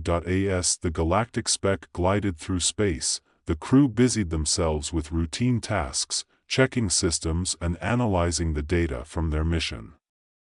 The ship's onboard AI, an advanced program named Zetron, monitored the crew's activities, occasionally chiming in with helpful suggestions or status updates. "Commander Zwax," Zetron's voice echoed softly through the command center, "I have completed a preliminary review of the data logs from our time on Earth. There are several anomalies worth investigating further, particularly regarding the planet's magnetic fields and the potential for undiscovered energy sources. Mechs leaned forward, intrigued. Energy sources, you say? Elaborate, Zetron. The planet's magnetic field fluctuations, particularly in the area surrounding our landing site, indicate the presence of energy signatures that do not correspond with any known natural phenomena, Zetron explained. These signatures could potentially be harnessed for power, if properly studied and understood. The thought of untapped energy sources piqued Mechs' interest. As a species, the Zeltrons had always been on the lookout for new ways to enhance their technology and improve their way of life. Discovering a new energy source on a remote planet like Earth could prove to be a game-changer. Make a note of it in the report, Mechs instructed. We'll present our findings to the High Council and propose a follow-up mission to investigate these energy signatures more thoroughly. Vex, who had been listening in on the conversation, raised an eyebrow. Another mission to Earth, Commander? After everything we just went through? Mechs gave a small, wry smile. The mission might be dangerous, Vex, but the potential rewards could be worth it. Besides, we're explorers. It's in our nature to take risks for the sake of discovery. Vex couldn't argue with that. The Zeltrons had always prided themselves on their willingness to explore the unknown, no matter the dangers involved. It was this very drive that had led them to develop the Galactic Spec in the first place, a vessel designed to go where no Zeltron had gone before. As the ship continued its journey home, the crew settled back into their routines, each member reflecting on the events of their mission. For many, the encounter with Earth had been a stark reminder of the unpredictability of space exploration. Yet, it had also reinforced their sense of purpose and determination. They were pioneers, charting the unknown corners of the galaxy for the betterment of their species. Several hours passed in relative silence, broken only by the occasional status update from Zetron or the quiet hum of the ship's engines. Finally, the blue-green orb of Zeltron 7 appeared on the horizon, its familiar landscape a welcome sight for the tired crew. Entering orbit around Zeltron 7, Zetron announced. All systems are green. We're ready to begin docking procedures. Commander Mechs felt a wave of relief wash over him. They had made it back, safe and sound, with valuable data in tow. As the ship descended toward the planet's surface, he allowed himself a moment to reflect on their journey. The exploration of Earth had been unlike any mission they had undertaken before. The planet, with its unpredictable dangers and surprising mysteries, had tested their skills and resolve in ways they hadn't anticipated. But it had also shown them that there was still so much to discover, even in the farthest reaches of space. As the Galactic Spec docked at the Zeltron spaceport, the crew prepared to disembark. They had reports to file, data to analyze, and perhaps, just perhaps, another mission to plan. Commander Mechs, the last to leave the ship, paused at the airlock. He glanced back at the interior of the Galactic Spec, the vessel that had carried them safely through the perils of space and brought them home again. A small smile played on his lips. Until next time, he murmured, patting the ship's hull affectionately. Then, with a nod, he stepped out into the bustling spaceport, ready to face whatever challenges lay ahead. As the doors to the airlock closed behind him, the lights in the Galactic Spec dimmed, the ship entering standby mode, awaiting its next adventure. Welcome to the story. Don't forget to like, subscribe, and support me. In the bustling metropolis of New Horizon, where towering skyscrapers pierced the clouds and autonomous vehicles zipped through the sky like metallic dragonflies, the world had finally achieved something resembling utopia. It was a future where science had triumphed over the mundane limitations of nature, where humanity had unlocked the secrets of life itself. Cloning, once a controversial and ethically fraught topic, had become as common as the next technological advancement. Clones were now part of everyday life, indistinguishable from their human counterparts, save for one small difference: they were created adults, with no childhood memories, no emotional baggage, and, unfortunately, no real understanding of human social norms. On a bright morning in New Horizon, 5 freshly born clones were released from the sleek, sterile environment of the central cloning facility into the vibrant chaos of the city.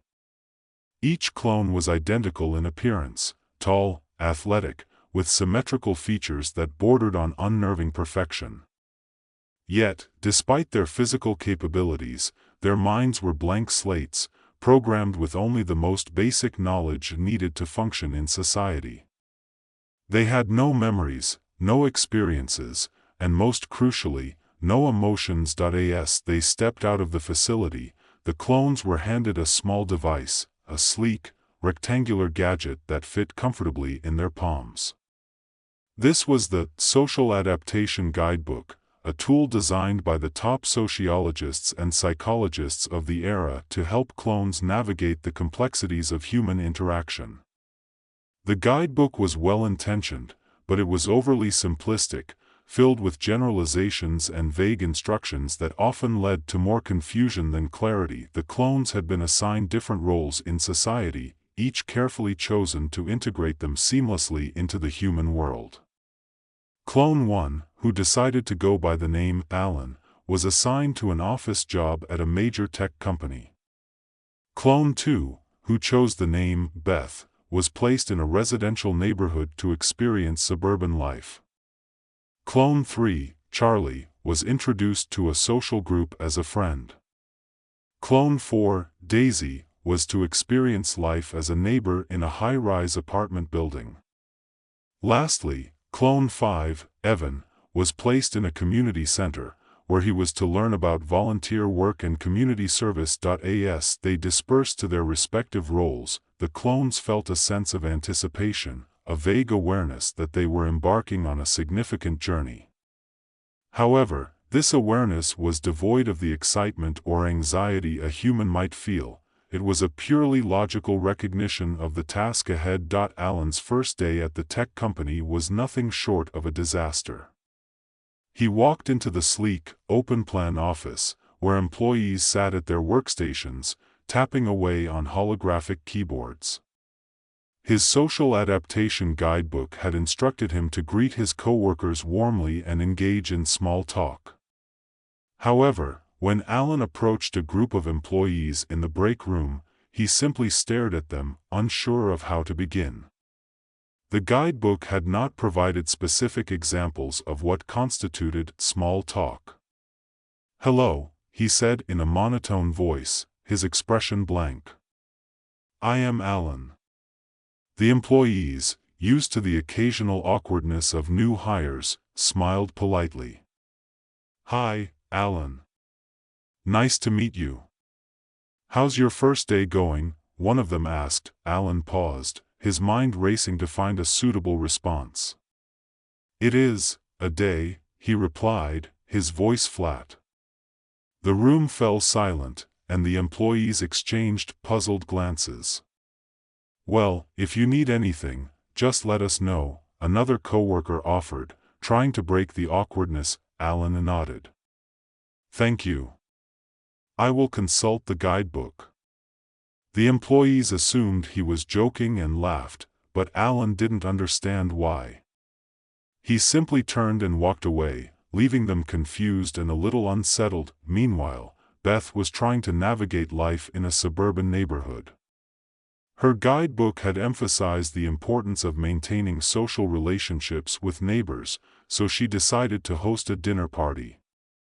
However, the concept of hosting was entirely new to her, and the guidebook's instructions were vague at best.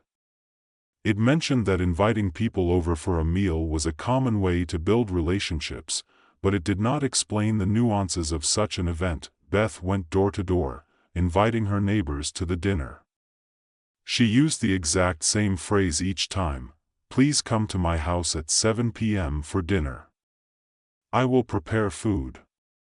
Her expression was neutral, her tone flat, and her words devoid of the warmth typically associated with such invitations. The neighbors, intrigued by the new arrival and curious about her odd mannerisms, agreed to attend. When they arrived at Beth's house that evening, they were surprised to find the dining table meticulously set with raw ingredients, uncooked vegetables, slabs of meat, and various spices, all neatly arranged. "Please, enjoy your meal," Beth said, motioning to the table. The guests looked at each other in confusion. Beth, the food isn't cooked," one of the neighbors pointed out gently. Beth tilted her head, a puzzled expression crossing her face. The guidebook did not specify that food should be cooked. "I assumed you would know how to prepare it to your liking." The neighbors chuckled awkwardly, unsure of how to respond. They spent the evening trying to explain the concept of cooking to Beth, who listened intently but struggled to grasp the social aspect of the activity. To her, cooking was simply a step in the process of consuming food, not a communal experience. While Beth was learning the hard way about the intricacies of human dining, Charlie was navigating the complexities of friendship. He had been introduced to a group of people by a human companion assigned to help him integrate into social circles. The guidebook had instructed Charlie to engage in friendly banter and share personal experiences to bond with others. However, Charlie had no personal experiences to share, and his attempts at banter were stilted and awkward. "Hey, Charlie, have you ever been to the new VR arcade downtown?" one of his new friends asked. Charlie hesitated. He had no memories of visiting any places, let alone a VR arcade. "I have not been to the VR arcade," he replied. "However, I can provide a detailed analysis of the technology behind it if you are interested." His friend laughed, thinking Charlie was making a joke. "No need, man, we're just talking about having fun." Charlie nodded, but internally, he was confused. The guidebook had not prepared him for conversations where factual information was not the focus. He spent the rest of the evening quietly observing, trying to understand the subtleties of human interaction. Daisy, on the other hand, was dealing with the concept of social distance. The guidebook had instructed her to maintain a respectful distance from others, but it had not explained what that distance should be. As a result, Daisy decided that 6 feet was a safe and appropriate distance to maintain at all times, regardless of the situation. This led to a series of awkward encounters. When a neighbor attempted to hand her a package, Daisy stepped back 6 feet, leaving the neighbor holding the package out awkwardly in the air. When walking down the hallway of her apartment building, Daisy would stop and wait for others to pass, ensuring that she never came within 6 feet of anyone, which often resulted in people awkwardly squeezing by her in the narrow space. Evan, assigned to volunteer work at a community center, found himself in similarly baffling situations. The guidebook had instructed him to offer help whenever possible and show empathy, but it had not provided specific examples of what help or empathy looked like. When an elderly woman asked him to help carry a heavy box, Evan picked it up without a word and began walking away. "Wait! Where are you taking that?" the woman called after him. Evan paused, turning back. "You asked for help. I am helping by relocating the box." The woman shook her head, laughing despite her confusion. "No, dear, I meant just to the other room." Evan corrected his course and placed the box in the room as instructed. "I see." The guidebook did not specify the distance or location for helping. As the days passed, the clones became increasingly aware of their shortcomings.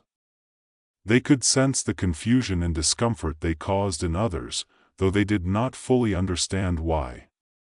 This awareness led them to gather one evening at a quiet cafe in the city, a place where they could discuss their experiences without the pressure of social interactions. Sitting around a small table, the clones shared their stories, each recounting the misunderstandings and awkward moments they had faced. There was no frustration in their voices, only a clinical observation of facts.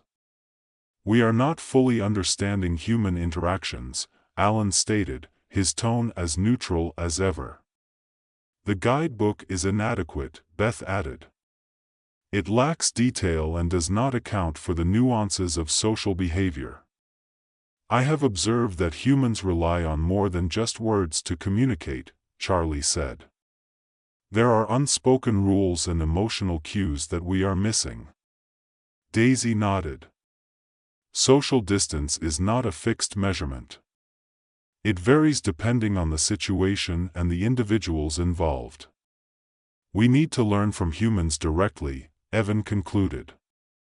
"We require real-life examples and mentorship." The clones agreed on a plan. They would seek out human mentors, people who could guide them through the complexities of social interactions, who could teach them not just the what of social norms, but the why behind them. This decision marked a turning point in their integration into society. The next day, each clone approached a human they had interacted with: Alan his coworker, Beth her neighbor, Charlie his new friend group, Daisy her fellow tenants, and Evan the volunteers at the community center. They requested mentorship, explaining that they were eager to learn more about human social customs and emotions. The humans, initially surprised by the clones' direct approach, were touched by their sincerity. Despite their initial hesitations, they agreed to help, seeing it as an opportunity to bridge the gap between clones and humans, and perhaps learn something new themselves. Over the following weeks, the clones spent time with their mentors, absorbing as much as they could. Alan's co-worker introduced him to the concept of humor, explaining that sometimes words were not meant to be taken literally, but as a way to bond with others. Beth's neighbor taught her the importance of social cues in hosting, showing her how to read expressions and gestures to gauge her guests' needs. Charlie's friends invited him to casual outings, where they showed him how to enjoy activities without the pressure of making every moment meaningful.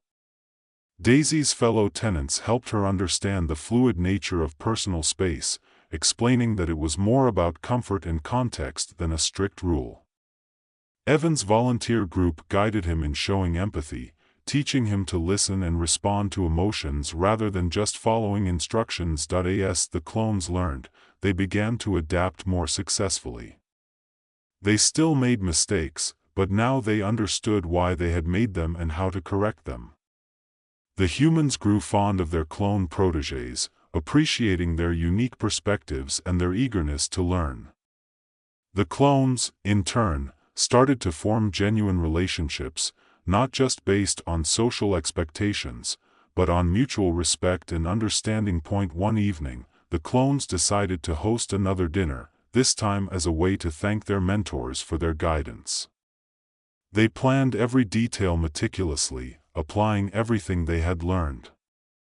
The invitations were sent out with warm, personalized messages, the menu was carefully selected and cooked to perfection, and the seating arrangements were made with comfort in mind. When the night of the dinner arrived, the clones welcomed their guests with smiles, not the stiff, rehearsed smiles they had initially used, but genuine, warm expressions.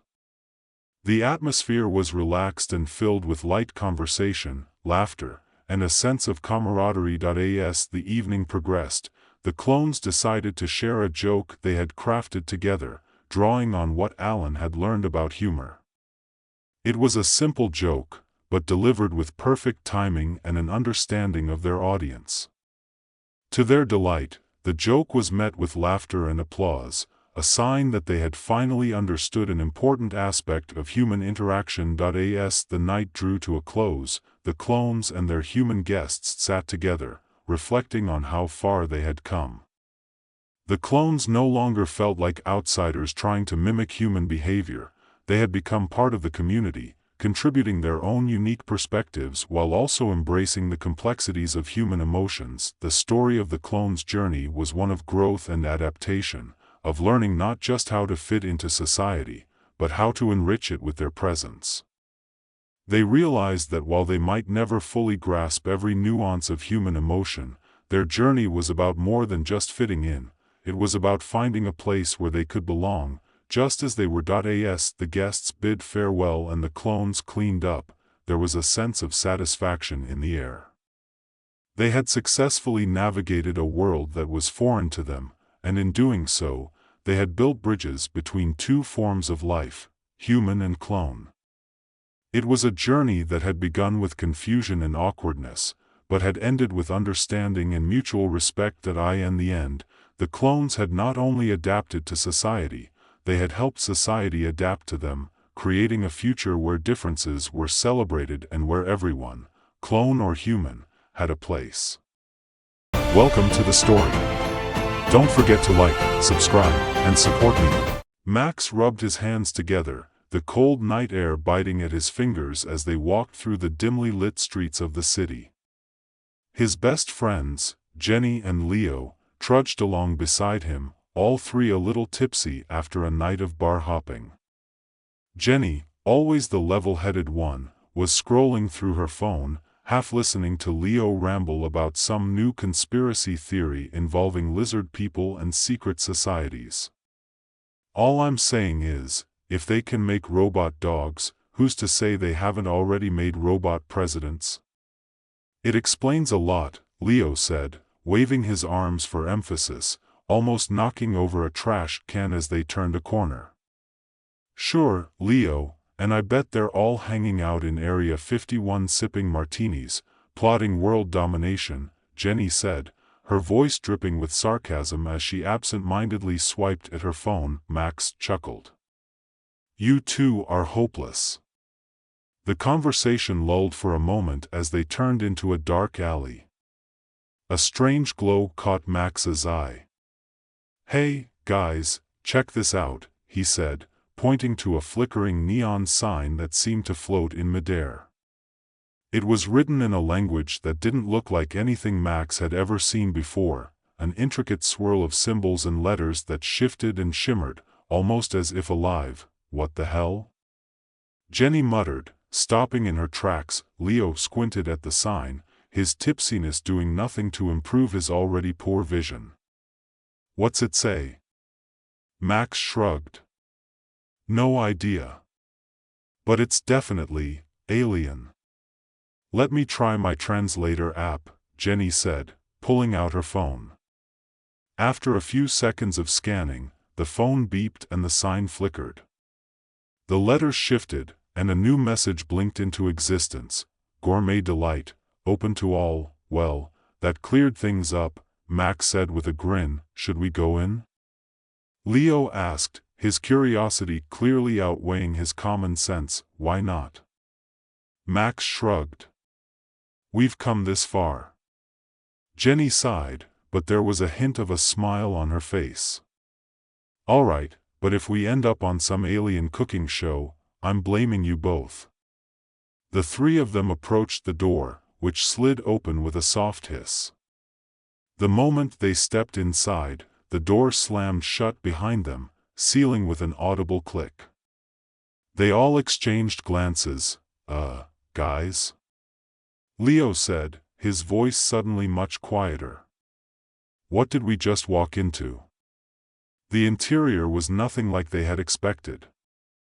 It was sleek, modern, and yet otherworldly. Tables floated a few inches off the ground, while the walls shimmered with a metallic sheen, reflecting colors they couldn't quite name. Diners, none of them human, were scattered around the restaurant, their bizarre forms and eating habits making the trio's head spin.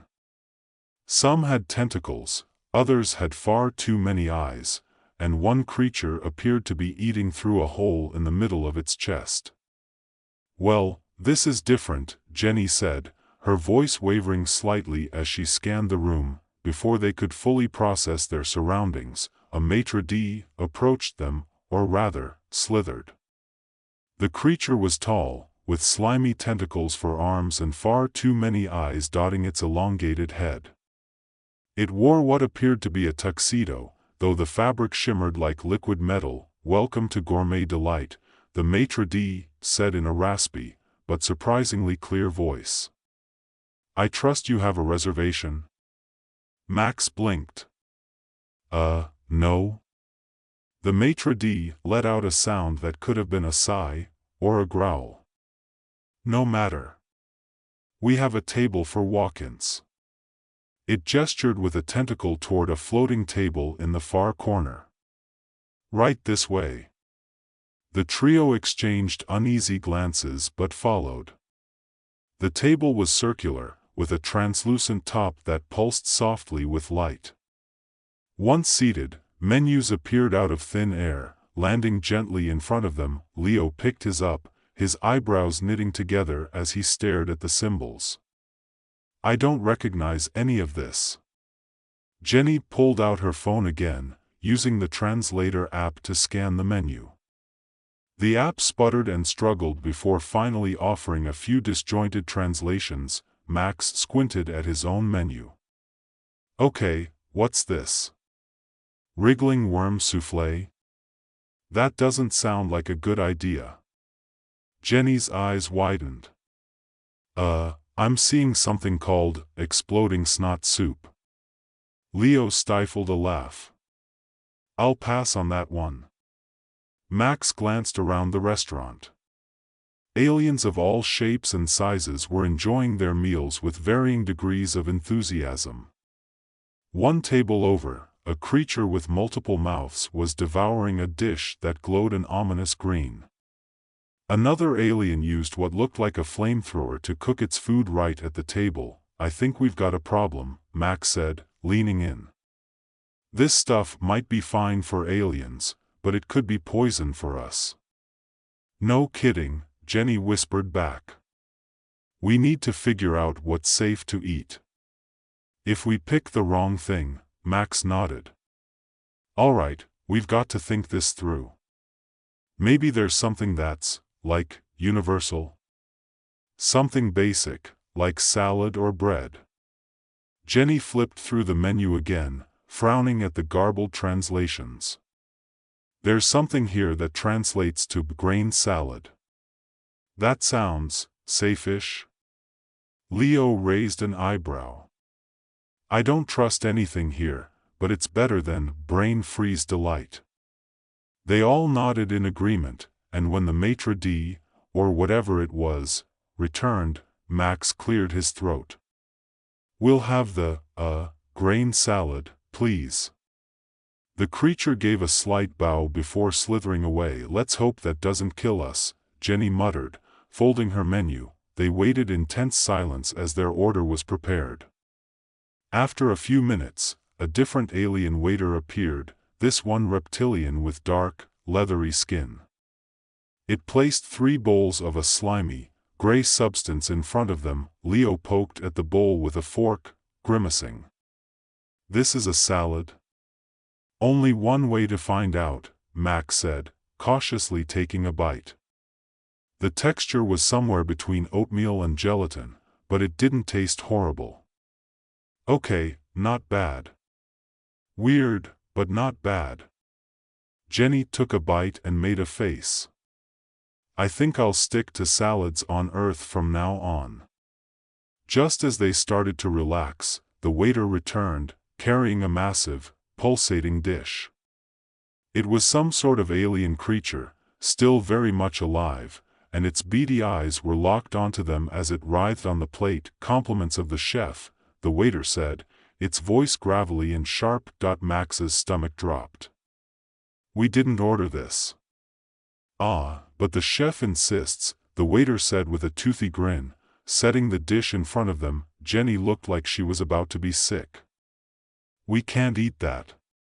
Max quickly leaned in. "Okay, we have to play this smart.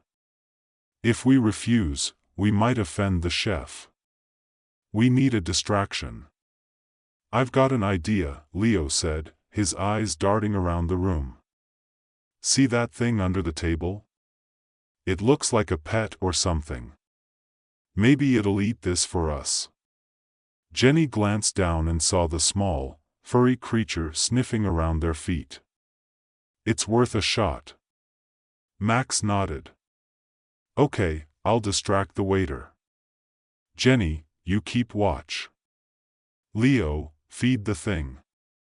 As Max started complimenting the decor and asking the waiter increasingly ridiculous questions about the history of the restaurant, Leo slowly slid pieces of the writhing creature off the plate and down to the furry alien beneath the table.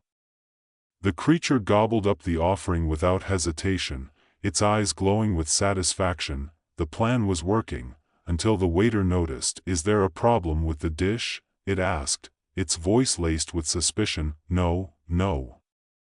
Max said quickly. We were just savoring it. Really top-notch stuff. The waiter narrowed its eyes but didn't push further, retreating back to the kitchen. We can't keep this up, Jenny whispered, her face pale. We need to get out of here. As if on cue, dessert arrived, a jiggling, vibrating mass labeled Cosmic Jelly Explosion. The dish wobbled dangerously, and the trio quickly realized it wasn't just a cute name. The thing was about to explode. Leo, what do we do? Max asked, panic creeping into his voice. Without a second thought, Leo grabbed the dish and hurled it across the room, where it landed on a table of rowdy aliens. The resulting explosion sent a cascade of jelly-like substance flying through the air, covering the diners in sticky goo. Chaos erupted. Aliens were shouting, flailing, and some even began throwing food. It was a full-blown food fight. Now's our chance. Jenny yelled, grabbing Max and Leo by the arms. They sprinted toward the door, dodging flying tentacles and bowls of alien cuisine. As they made their escape, they burst out into the alley, gasping for breath. The neon sign flickered above them once again, this time reading, "Thank you for dining at Gourmet Delight. Please come again." Max looked at Jenny and Leo, their clothes stained with alien goo. "Let's never speak of this again."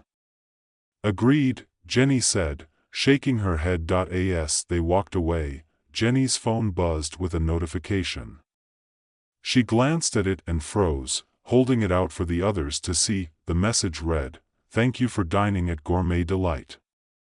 We hope to see you again soon." Max swallowed hard. "Next time, let's just stick to pizza." Leo nodded fervently. "Amen to that."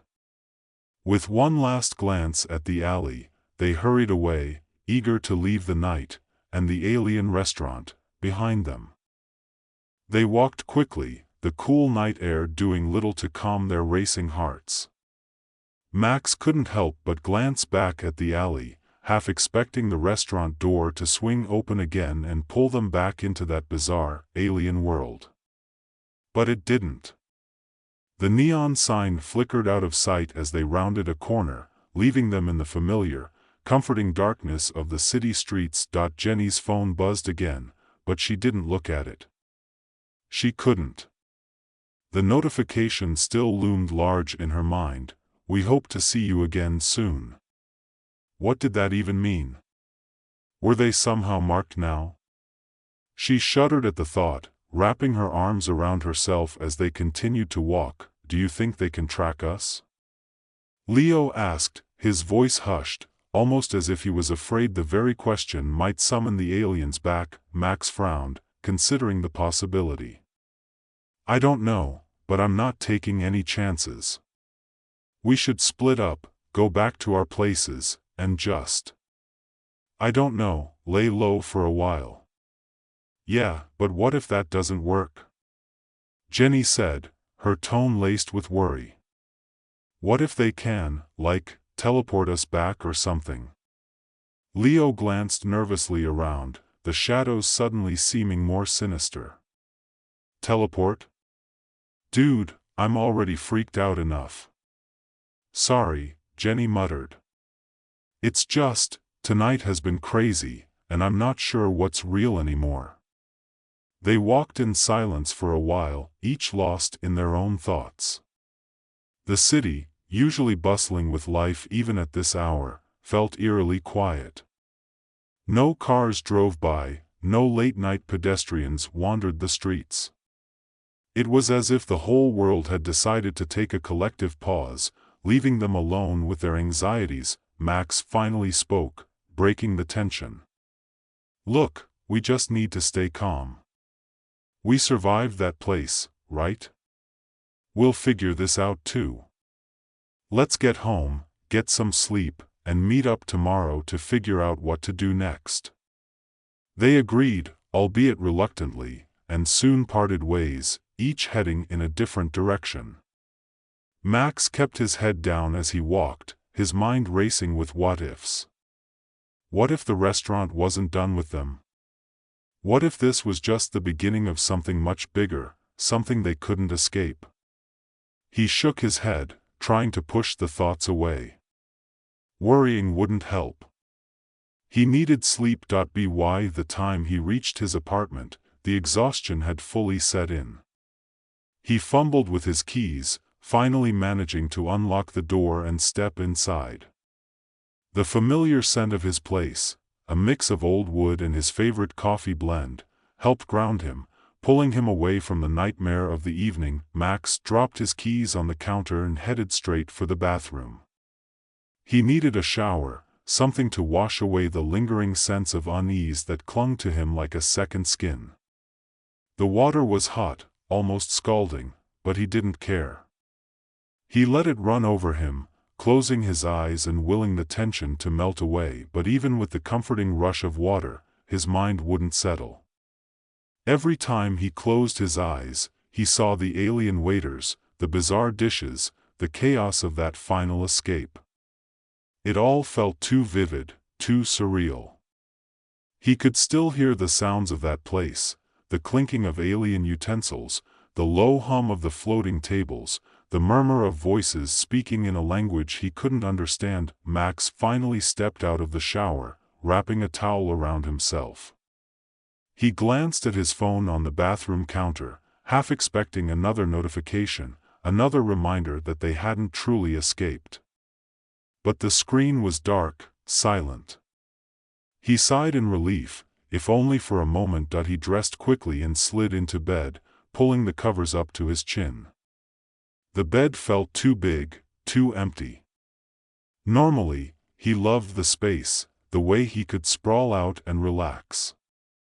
But tonight, it felt like a chasm, like something was missing. Safety, maybe. Or perhaps just the knowledge that the world was still the same, still predictable. Max closed his eyes, willing himself to sleep. But every time he started to drift off, images of the restaurant flashed through his mind, jolting him awake. He tossed and turned, the sheets tangling around him as the night wore on. Somewhere around 3 a.m., exhaustion finally won out, and he fell into a restless sleep. His dreams were chaotic, disjointed. He was back in the restaurant, but this time, it wasn't just him, Jenny, and Leo. The place was filled with people he knew, friends, family, even his old high school teacher. They were all sitting at tables, eating the alien food, laughing and chatting as if nothing was wrong, but something was wrong. Max could feel it, a gnawing sense of dread deep in his gut. He tried to warn them, tried to tell them not to eat, but his voice wouldn't work.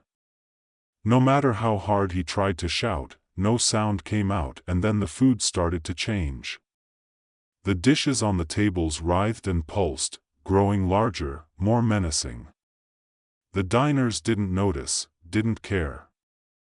They kept eating, even as the food began to consume them. Max watched in horror as his mother, her face serene, reached out to take a bite of a dish that looked like a swirling mass of tentacles. The moment she touched it, the tentacles wrapped around her, pulling her in. She didn't scream, didn't struggle, just let it happen. He wanted to run, to help her, but his feet were rooted to the spot. The restaurant grew darker, the shadows creeping closer, engulfing everything. Max woke with a start, his heart pounding in his chest. He was drenched in sweat, his sheets twisted around him like a cocoon. It took him a moment to remember where he was, to shake off the lingering terror of the dream. He sat up, running a hand through his damp hair. The room was dark, save for the faint glow of his alarm clock. 4:30 a.m. He sighed, knowing he wouldn't be getting any more sleep tonight. The dream had felt so real, so vivid. He could still see the look on his mother's face, the calm acceptance as she was pulled into the alien dish. It left a sour taste in his mouth, a lingering fear that gnawed at him. Max got out of bed, needing to move, to do something. He paced the small living room of his apartment, his mind racing. What if the dream was a warning? What if the restaurant was still out there, still watching them, waiting for the right moment to strike again? He shook his head, trying to push the thoughts away. It was just a dream, he told himself. Just his mind playing tricks on him after a night of madness. But no matter how many times he repeated it, the fear wouldn't leave. As the first light of dawn began to creep through the blinds, Max made a decision. He needed to talk to Jenny and Leo. They needed to figure out what to do, how to protect themselves if this wasn't over. He grabbed his phone, sending a quick message to both of them, "Meet me at the diner around 9. We need to talk." It was a relief when both of them responded almost immediately, agreeing to meet.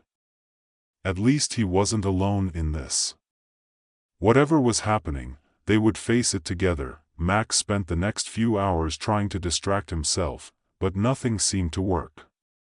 He tried watching TV, reading, even cleaning, but his mind kept drifting back to the restaurant, to the dream. The sense of unease wouldn't leave him, clinging to him like a shadow. Finally, it was time to go. He grabbed his jacket and headed out, the cool morning air doing little to clear his mind. The streets were starting to wake up, the usual sounds of the city returning as people went about their day. It was almost comforting, the normalcy of it all, but it didn't quite reach the knot of anxiety in his chest. The diner was a small, old-fashioned place with checkered floors and red vinyl booths. It was one of their usual spots, a place they'd been coming to for years. Normally, it was a place of comfort, a place to unwind and chat over greasy food and bottomless coffee. But today, it felt different, like the shadows were just a little too deep, the corners a little too dark. Max spotted Jenny and Leo sitting in their usual booth at the back. They both looked as haggard as he felt, dark circles under their eyes and a tense, wary air about them. "Hey," he said as he slid into the booth, trying to keep his voice light. "Rough night?" "You could say that," Jenny muttered, stirring her coffee absently. "Couldn't sleep. Every time I closed my eyes." "Same," Leo said, nodding grimly. "I kept dreaming about that place. It was like I was back there, but it was worse somehow. More real." Max's stomach tightened. "I had a dream like that too. My mom was there, and he trailed off, not wanting to relive it. Jenny looked up, her eyes wide. "Do you think it means something? Like, are they still watching us?" Leo shook his head, rubbing his face with his hands. "I don't know, man. I don't know what to think anymore." They sat in silence for a moment, the weight of the night pressing down on them. Finally, Max spoke up. "We need to figure out what to do. If this is real, if they can track us or pull us back, we need to be ready. How do we even prepare for something like that?" Jenny asked, her voice tinged with despair. "We don't even know what we're up against." Max bit his lip, thinking. "We could try to find out more about the restaurant.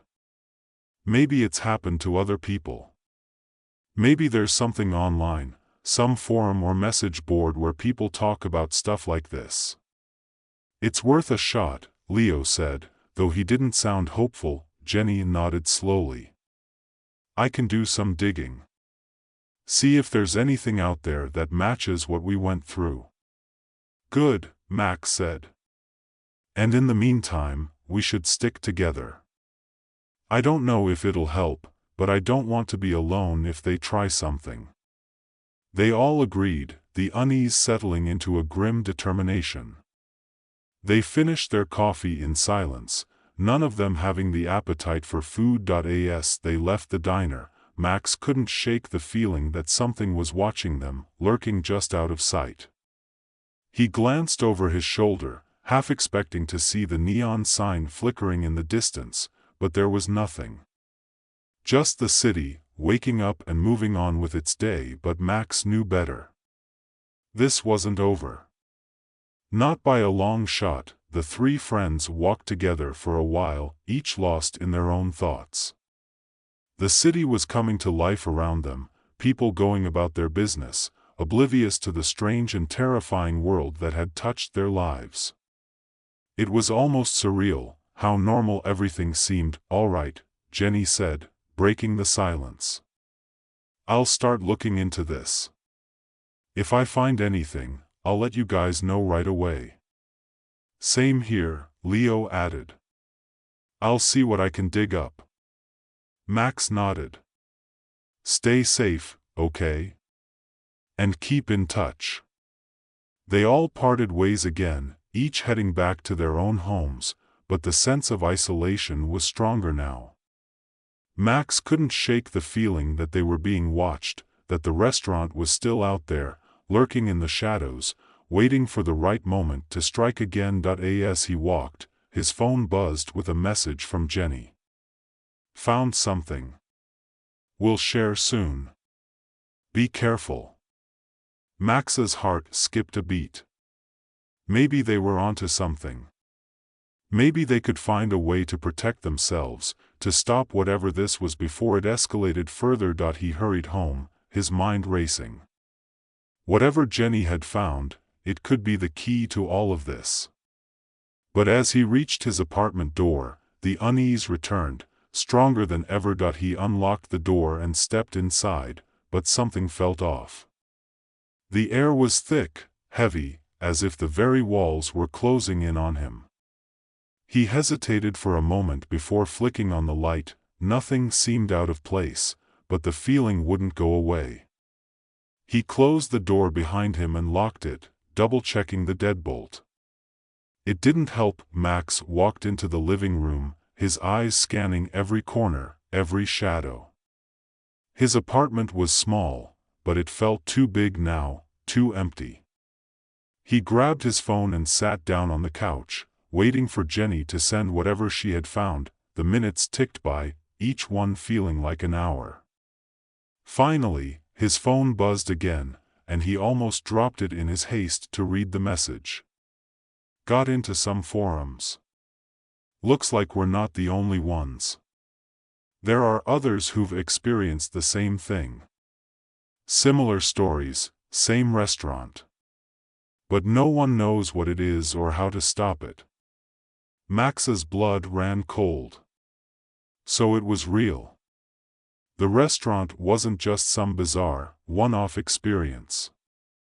It was something bigger, something that had happened to others. His phone buzzed again. Some say it's a trap, a way to lure people in and, well, you can guess the rest.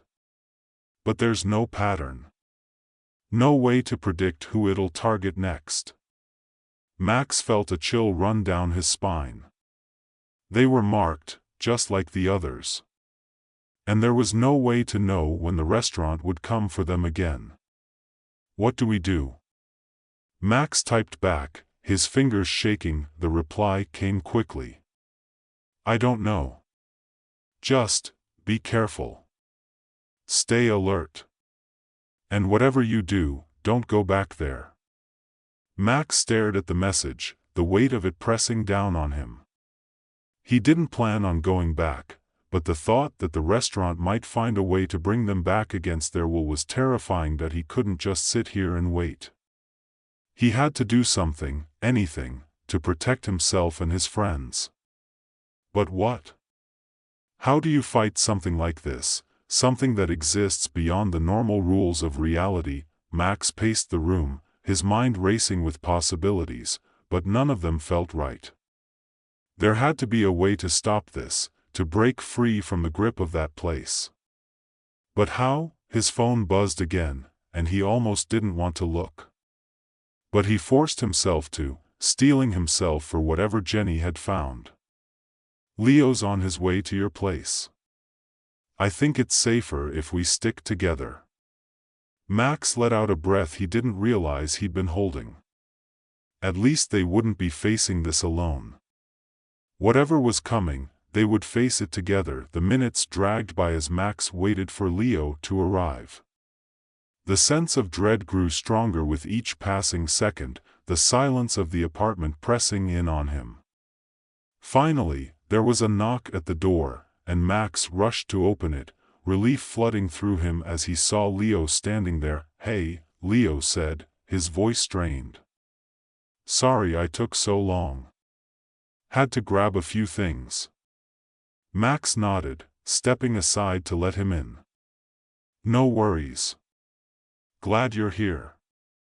Leo dropped his bag on the floor and sank into the couch, looking as tired as Max felt. So, what do we do now? Max sat down beside him, rubbing his temples. I don't know, man. Jenny found some stuff online, but it's not good. Apparently, this has happened to other people too. No one knows how to stop it. Leo cursed under his breath. Figures. Just our luck. They sat in silence for a moment, the weight of the situation hanging over them like a dark cloud. Finally, Max spoke up. We can't just wait around for something to happen. We need a plan. Like what?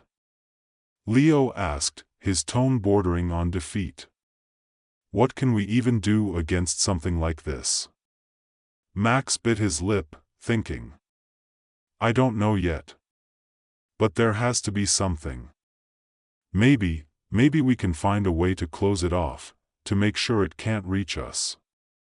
Leo looked at him, frowning. You mean like a, what? A shield or something? Max shrugged. I don't know, maybe. I'm just thinking out loud here. But we can't just sit around and do nothing. Leo nodded slowly. Yeah, you're right. We need to do something. Even if it's just to keep ourselves sane. They spent the next hour brainstorming, throwing out ideas and possibilities, no matter how far-fetched. But nothing seemed to stick. Everything felt too uncertain, too intangible to hold on to. Finally, they were interrupted by a knock at the door. Max's heart jumped into his throat, but it was just Jenny, looking just as exhausted and frazzled as the rest of them. Hey, she said, stepping inside. Any progress? Max shook his head. Not much. Just a lot of wild ideas that probably won't work. Jenny sighed, sinking into the chair across from them. Same here.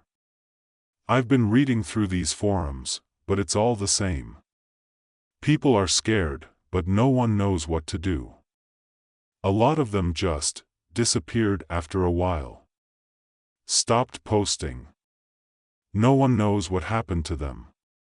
The room fell silent again, the gravity of the situation settling over them like a heavy blanket. They were in over their heads, facing something they couldn't even begin to understand. Max finally broke the silence. So what do we do? Just wait? Jenny shook her head. I don't know. But I don't want to wait around for something to happen. We need to be proactive, find a way to protect ourselves. Leo nodded. Agreed. But how? It's not like we can just, I don't know, call the Ghostbusters or something. Max chuckled despite himself. Yeah, if only. They continued to talk, their conversation looping in circles as they tried to come up with a plan. But the more they talked, the more they realized how little they knew, how outmatched they were. Eventually, exhaustion began to take its toll. They agreed to stay at Max's place for the night, the thought of being alone too terrifying to consider. They set up a makeshift camp in the living room, using the couch, chairs, and floor as beds. As they settled in, Max couldn't help but feel a sense of dread creeping over him. This wasn't over. The restaurant was still out there, still waiting. And he had a feeling it wouldn't wait long before making its next move. He closed his eyes, trying to will himself to sleep, but it was a long time before it finally came. And when it did, his dreams were filled with the same twisted images as before: the restaurant, the aliens, the food that consumed instead of being consumed. When Max woke the next morning, the first thing he saw was the neon sign flashing in his mind, a silent reminder that their ordeal was far from over. Welcome to the story. Don't forget to like, subscribe, and support me. Mark Reynolds never imagined that he would find himself in this situation, desperately needing a new roommate after his previous one bailed on him. The rent in New York City was no joke, and as a freelance graphic designer, Mark's income was anything but steady. So, there he was, sitting at his small, cluttered kitchen table, typing up an ad for a roommate and hoping that someone decent would respond. He didn't expect a response so quickly. The very next morning, his phone buzzed with a notification: a potential roommate was interested. Mark hurriedly opened the message, his heart skipping a beat. The message was concise: "Hello, I'm Zorblax. I am in need of a place to stay and would be happy to share your apartment. I can move in immediately." Mark squinted at the name. Zorblax? It sounded like something out of a sci-fi movie. He shrugged it off. Maybe the guy was just eccentric. Mark was in no position to be picky. He quickly replied, setting up a time for Zorblax to come by and check out the apartment. Later that afternoon, the doorbell rang. Mark opened the door, and his mouth nearly hit the floor. Standing in the hallway was Zorblax, 7 feet tall, with shimmering blue skin and glowing eyes that blinked at him with what seemed like curiosity. His limbs were slightly elongated, giving him an otherworldly appearance. Mark stood frozen, trying to process what he was seeing. "Hello, Mark," Zorblax said in perfect English, though his voice had an odd, musical quality to it. "I'm Zorblax. It's a pleasure to meet you." Hi," Mark stammered, his brain still trying to catch up. "Come in, I guess." Zorblax ducked slightly to fit through the door and entered the apartment. Mark's mind raced with questions, but he decided it would be rude to bombard his potential roommate with them right away. Instead, he gave Zorblax a quick tour of the apartment, showing him the living room, kitchen, and the 2 bedrooms. "This is great," Zorblax said, nodding enthusiastically. "Very cozy. I think I'll take the room on the left, if that's okay with you." Sure," Mark replied, still in a daze. "But, just to clarify, you're not from around here, are you?" Zorblax chuckled, a sound that reminded Mark of wind chimes. "No, I'm from Zorgan 5. I'm here on a cultural exchange program. I hope that's not a problem." Mark blinked. "Cultural exchange, right. No, that's not a problem at all. Welcome to Earth, I guess." Zorblax beamed, his eyes glowing brighter for a moment. "Thank you, Mark. I'm looking forward to learning about human culture. This is going to be fun." And so, Just like that, Mark found himself with an alien roommate. He tried to convince himself that it would be fine. After all, how different could living with an alien be from living with another human? The answer, as it turned out, was very different. The first major challenge arose when Mark noticed that his groceries were constantly going missing, or rather, they were being mysteriously altered. One evening, after a particularly long day of work, Mark came home, ready to make his favorite comfort meal, mac and cheese. But when he opened the fridge, he was greeted by a sight that made him question his sanity. Zorblax was inside the fridge, the alien was curled up on the shelves, his glowing eyes closed, his limbs tucked in tightly. Mark yelped, dropping the box of macaroni he was holding. Zorblax! Mark exclaimed. What the hell are you doing in the fridge? Zorblax opened one eye, blinking sleepily. Oh, hello, Mark. I'm hibernating. It's how I recharge my energy. In the fridge? Mark repeated, incredulous. Yes, the cold helps me retain energy more efficiently, Zorblax explained as if it were the most normal thing in the world. I hope this isn't an inconvenience. Mark ran a hand through his hair, trying to stay calm. It's just that I keep my food in there. I need to eat, you know. Zorblax nodded understandingly. Of course. I'll make sure to leave some space for your food next time. Mark sighed, realizing that this was going to be more complicated than he'd anticipated. Just try not to freeze everything solid, okay?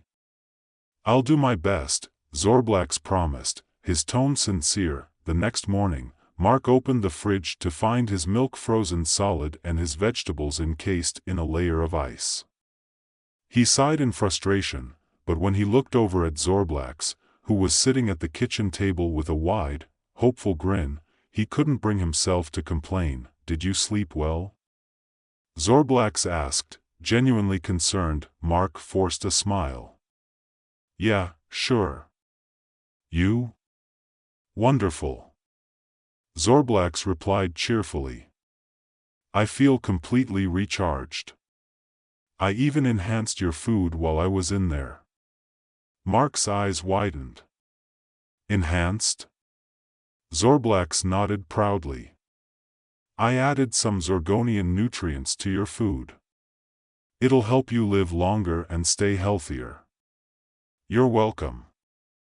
Mark looked at the fridge again, half expecting his food to start glowing or sprout tentacles. Thanks, Zorblax. I'll, keep that in mind.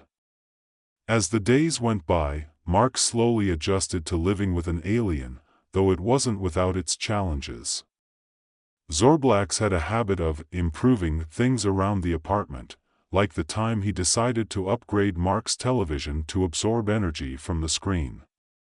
Mark had come home to find Zorblax sitting in front of the TV, his eyes glowing brighter than ever as he watched. Static, what are you doing? Mark had asked, bewildered. I'm absorbing the energy from the television, Zorblax explained. It's very efficient. I should be good for a few days after this session. Mark had stared at the screen, which was now a swirling mass of colors and lights. But I use that TV to watch shows. Zorblax looked genuinely puzzled. Why would you watch the television? It's much more useful as an energy source.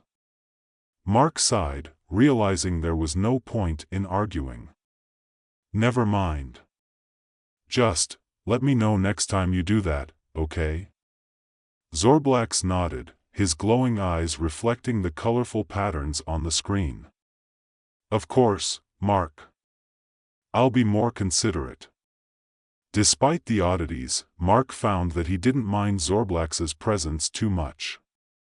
The alien was enthusiastic about learning human customs, even if he didn't quite understand them. He tried to help out around the apartment, though his efforts often led to more chaos than cleanliness. One Saturday morning, Mark woke up to the sound of high-pitched whirring. He stumbled out of bed and into the living room, where he found Zorblax hovering in the air, holding a small device that emitted a series of shrill sounds. "Zorblax, what are you doing?" Mark asked, wincing at the noise. "Cleaning." Zorblax replied with enthusiasm. "This device uses sound waves to clean the air and surfaces. It's much more efficient than human methods." Mark groaned. "It's also driving me crazy. Can you maybe use a vacuum cleaner instead?" Zorblax lowered himself to the ground, looking apologetic. "I'm sorry, Mark. I didn't realize it was bothering you. I'll try the vacuum cleaner, though I don't see how it could be more effective." Mark watched as Zorblax struggled to figure out how to use the vacuum, eventually managing to get it working, though not without several mishaps, including accidentally sucking up the rug and nearly knocking over a lamp. Mark couldn't help but laugh at the sight. Zorblax looked up, tilting his head. "Why are you laughing?" Mark shook his head, still chuckling. "It's just, this is so different from what I'm used to. But it's kind of funny, in a way." Zorblax smiled, his eyes glowing softly. "I'm glad you think so. I'm learning a lot about human ways, even if it's not always easy." Mark smiled back. "And I'm learning a lot about whatever you are. Let's just take it one day at a time." As time went on, Mark and Zorblax began to find a rhythm, a strange but workable harmony. Mark learned to accept some of Zorblax's peculiar habits, like his hibernation sessions in the fridge or his tendency to rearrange the furniture in gravity-defying ways. In return, Zorblax made an effort to accommodate Mark's needs, even if he didn't fully understand them. One evening, Mark invited some friends over for dinner. He was a bit nervous about introducing them to Zorblax, but he figured it was time to see how his alien roommate would fare in social situations. Mark's friends arrived, and everything seemed to be going smoothly, until Zorblax decided to join the party. He floated into the living room, his glowing eyes taking in the scene. Mark's friends stared, unsure of what to make of the tall, blue-skinned alien. "Hey, everyone, this is Zorblax," Mark said, trying to sound casual. "He's my roommate." "Nice to meet you all," Zorblax said, extending a hand. His voice had that musical quality that made everyone tilt their head slightly as they listened. Mark's friends shook Zorblax's hand, some more hesitantly than others. They tried to engage him in conversation, but things quickly became awkward. When asked about his favorite food, Zorblax mentioned that he enjoyed drinking the water from the potted plants because it was more energizing than regular water. One of Mark's friends, Rachel, gave him a look that clearly said, "What have you gotten yourself into?" Mark just smiled weakly in return. As the evening went on, Zorblax's habits continued to bewilder Mark's friends. At one point, he turned off all the lights, explaining that he needed to recharge his glow. The room was plunged into darkness, with only Zorblax's eyes providing any illumination. It was unsettling, to say the least. The final straw came when Zorblax offered to help clean up after dinner. He pulled out his soundwave cleaning device and began whirring around the room, much to the confusion and discomfort of the guests. They left shortly afterward, making polite excuses. Once they were gone, Mark sat down on the couch, feeling exhausted.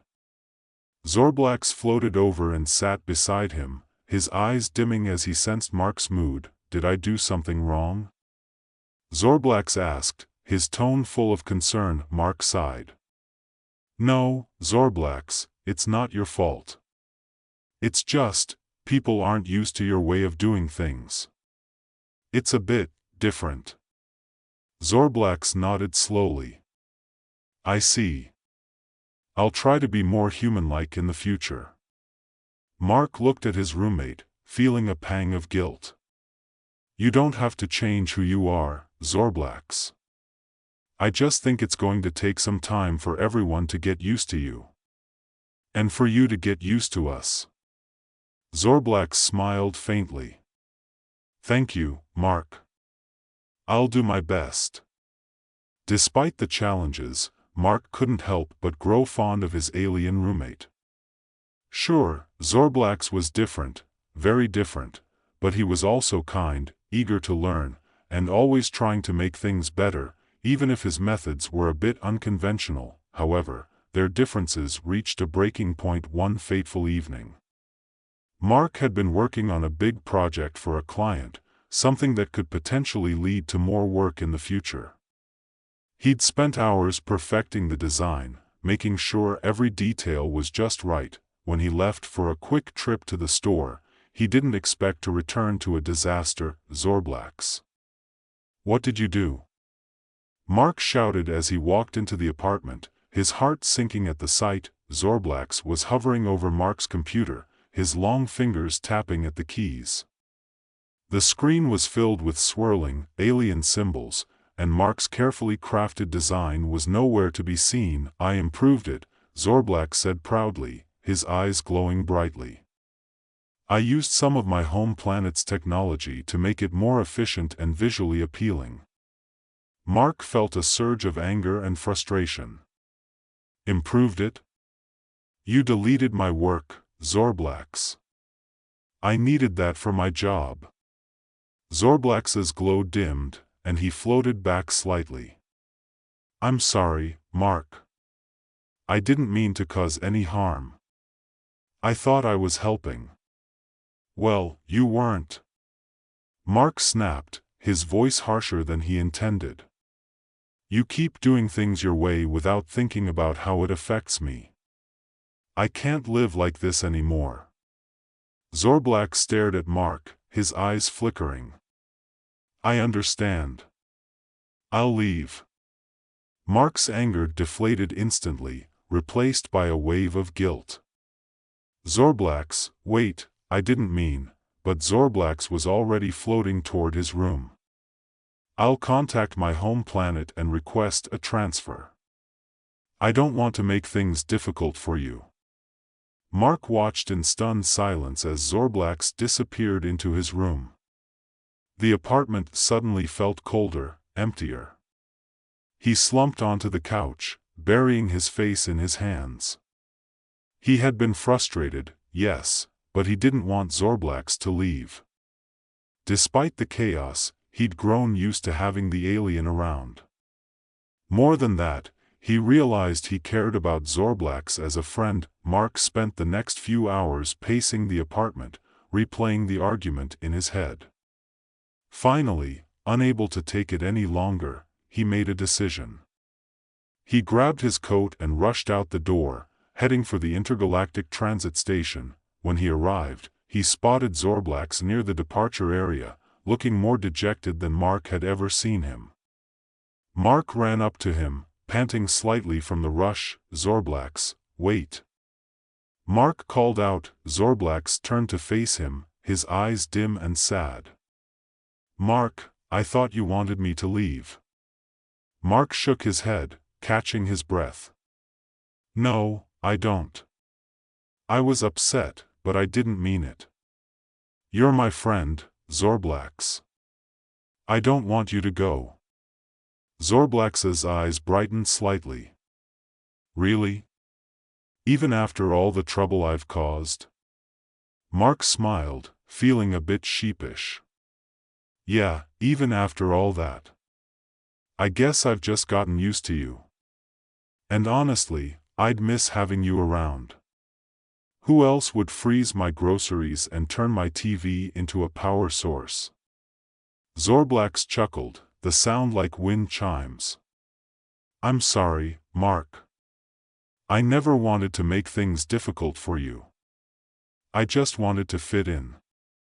Mark placed a hand on Zorblax's shoulder, looking up at his tall roommate. And you do. We just need to find a balance. We're both going to have to compromise a little, but I think we can make it work." Zorblax's eyes glowed brightly again, and he smiled. "I'd like that, Mark. I'd like that a lot." Together, they returned to the apartment. The first thing they did was sit down and have a long talk, setting some new ground rules. Zorblax agreed to be more mindful of Mark's needs, and Mark promised to be more patient with Zorblax's quirks. They even came up with a schedule to share fridge space. Zorblax would hibernate during the night, leaving the fridge free for Mark's groceries during the day. As they settled into their new routine, Mark found that life with Zorblax became a lot more manageable. They still had their moments of confusion and occasional mishaps, like the time Zorblax accidentally turned the bathroom into a zero-gravity zone, but they also had a lot of fun. Mark began to see the humor in their differences, and Zorblax's enthusiasm for learning about human culture became contagious. One evening, after a particularly chaotic day that involved a kitchen experiment gone wrong, Zorblax's attempt at cooking Earth food had resulted in a minor explosion. Mark and Zorblax sat on the couch together. The apartment was a little more chaotic than before, with a mix of human and alien decor, but it felt like home. As they watched a TV show together, Zorblax absorbing energy while Mark munched on sun-charged nachos, Mark glanced over at his glowing roommate and smiled. "Thanks for sticking around, Zorblax," Mark said, his voice warm. Zorblax looked at him, his eyes twinkling. "Thank you for letting me stay, Mark. I think we make a pretty good team." Mark nodded, feeling a sense of contentment. "Yeah, we do. We really do." And so, life went on for Mark and Zorblax, two very different beings sharing an apartment, navigating the ups and downs of cohabitation, and learning that sometimes, it's the differences that make life interesting. As the camera panned out, showing the apartment filled with a blend of earthly and alien elements, Mark and Zorblax continued to watch their show, content in the knowledge that they had found a way to make it work, together. Welcome to the story. Don't forget to like, subscribe, and support me. The Martian colony was a marvel of human ingenuity and interstellar cooperation. It was a place where the red dust of Mars mingled with the green and blue hues of alien life forms, where the cold, thin atmosphere was warmed by the glow of shared knowledge and culture. The colony was home to a wide variety of species, all coexisting in a delicate balance that had taken years to achieve. Yet, even in this melting pot of intergalactic cultures, no one could have predicted the frenzy that would erupt over something as seemingly mundane as old Earth entertainment. Dr. Linda Carter, a cultural anthropologist from Earth, had been stationed on Mars for several years. Her work focused on the impact of Earth culture on the alien residents of the colony. When she first arrived, she expected to study how Earth's scientific advancements were influencing alien technology or how Earth's governance systems were being adapted by other species.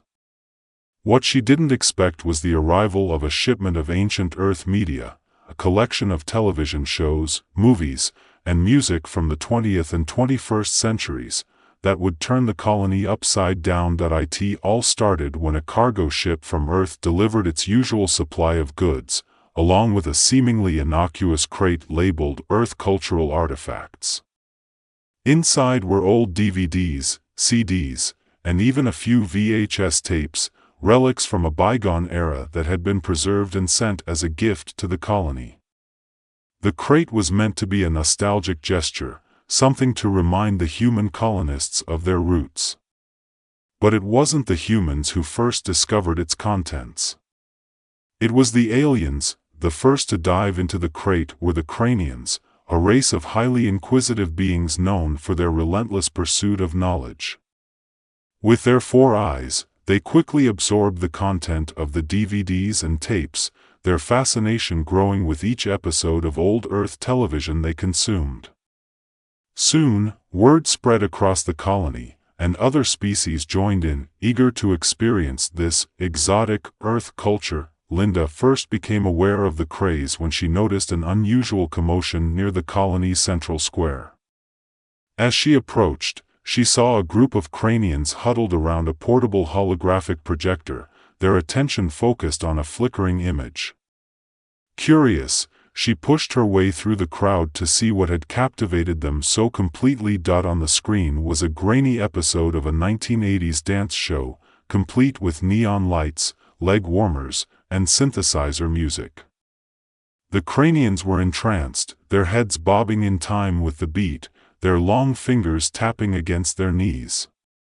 Linda watched in amazement as the aliens attempted to mimic the dance moves, their spindly limbs flailing in a chaotic approximation of the human dancers on screen. "This is incredible," one of the cranians exclaimed in their high-pitched voice, barely audible over the music. "The humans use this as a form of combat training. Look at their precision, their coordination. We must study this technique and incorporate it into our own drills." Linda blinked, unsure if she had heard correctly. "Combat training," she repeated, stepping closer to the projector. "This isn't combat training, it's a dance show." The cranian turned to her, their four eyes blinking in unison. "Dance? You mean this is not a martial art?" "No," Linda replied, stifling a laugh. "It's a form of entertainment, a way for humans to express themselves through movement and music. It's not meant for combat."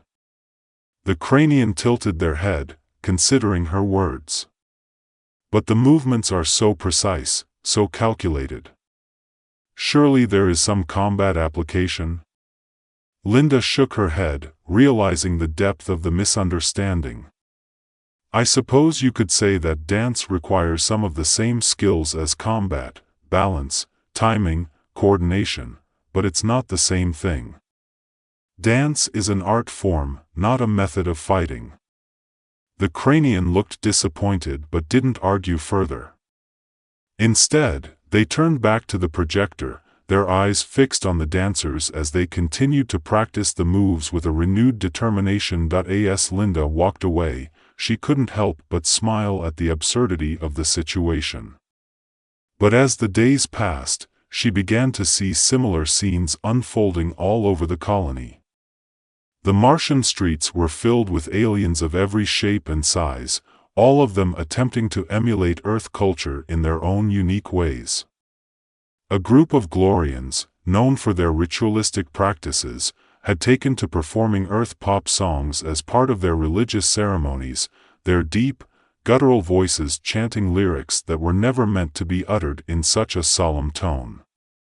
Meanwhile, a family of Stylians, with their rigid social structure, had begun reenacting scenes from a popular Earth sitcom, their deadpan delivery and lack of emotional inflection turning what was supposed to be humorous banter into something almost eerie. Linda's initial amusement gave way to concern as she realized the scale of the phenomenon. The aliens weren't just dabbling in Earth culture, they were embracing it with a fervor that bordered on obsession. And with that obsession came a host of misunderstandings that, if left unchecked, could lead to unintended consequences. The situation reached a tipping point when the colony's governing council announced plans for a grand festival to celebrate Earth culture. The festival would feature performances by the colony's alien residents, showcasing their interpretations of Earth customs and traditions. Linda was invited to attend as the guest of honor, a role that filled her with equal parts pride and dread. As the festival approached, Linda found herself grappling with a difficult decision. On one hand, she didn't want to stifle the aliens' enthusiasm for Earth culture. Their fascination with human history and art was, in a way, a testament to the power of cultural exchange. But on the other hand, she worried that the festival could become a farce, a spectacle of misinterpretations that would only reinforce the aliens' misconceptions about Earth. In the end, Linda chose to let the festival proceed as planned. She reasoned that the event could serve as a valuable learning experience for both humans and aliens alike. After all, cultural exchange was not just about teaching others the right way to do things. It was also about understanding and appreciating the ways in which different cultures interpret and adapt what they encountered. On the day of the festival, the central square of the Martian colony was transformed into a vibrant celebration of Earth culture, albeit one filtered through the unique perspectives of its alien residents. Stalls lined the square, offering alien interpretations of Earth cuisine, from Martian pizza that glowed with bioluminescent algae to Glorian hamburgers made from a mysterious meat substitute that oozed a bright green sauce. A makeshift stage had been erected at the center of the square, where the day's performances would take place. Linda stood near the stage, watching as the first act prepared to go on. It was the Cranian warriors, who had spent the past weeks perfecting their combat dance routine. As the familiar beat of the 1980s dance music filled the air, the warriors took their positions, their faces set in expressions of intense concentration. What followed was a spectacle unlike anything Linda had ever seen. The Cranians moved in perfect unison, their limbs slicing through the air with a precision that was both impressive and comical.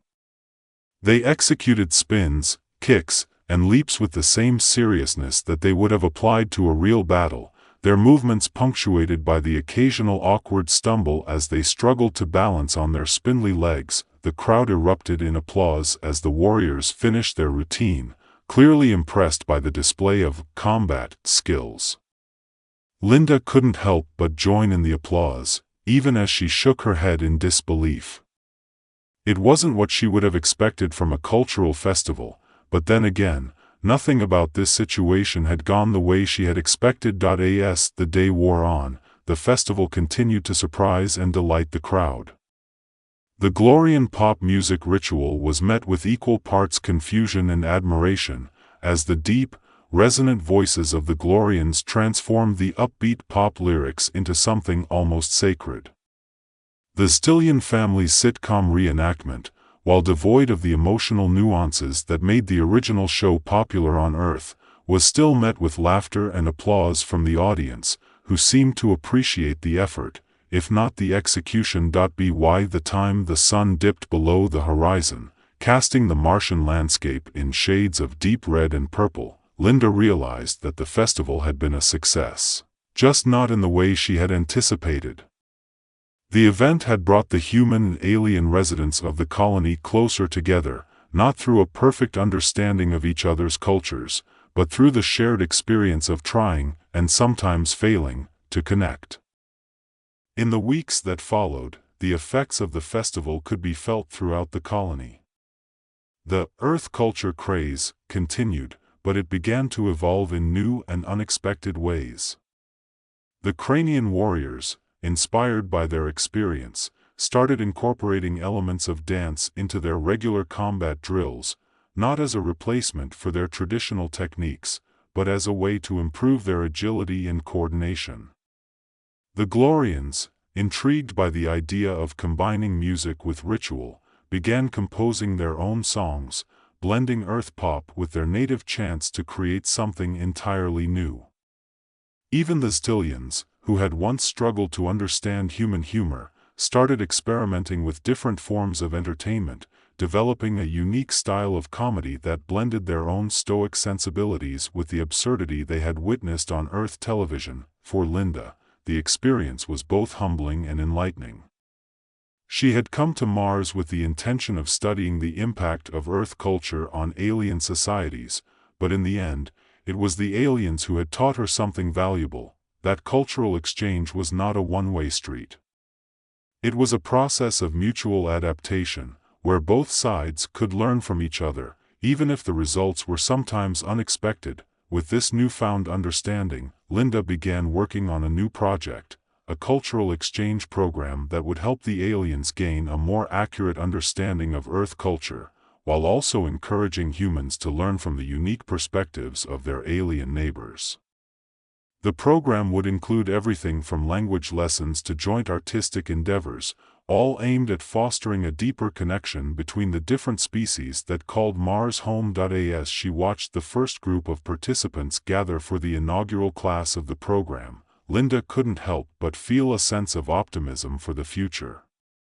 The Earth culture craze had been a strange and sometimes bewildering chapter in the history of the Martian colony, but it had also laid the groundwork for something much more profound, a new era of cultural collaboration that would benefit everyone involved. The story of the craze would go down in history, not as a simple curiosity or a footnote in the annals of Mars, but as the beginning of a new cultural era, where the line between human and alien culture became blurred, and something new and beautiful emerged in its place. The crowd's cheers echoed through the square long after the festival had officially ended.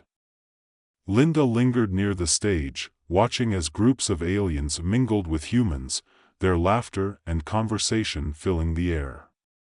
The event had exceeded her expectations in every way, and as the energy of the day slowly dissipated, she found herself reflecting on the journey that had brought her to this moment. The alien fascination with Earth culture had been a wild, unpredictable ride, but it had also been a powerful reminder of the inherent curiosity that connected all intelligent beings, regardless of their origins.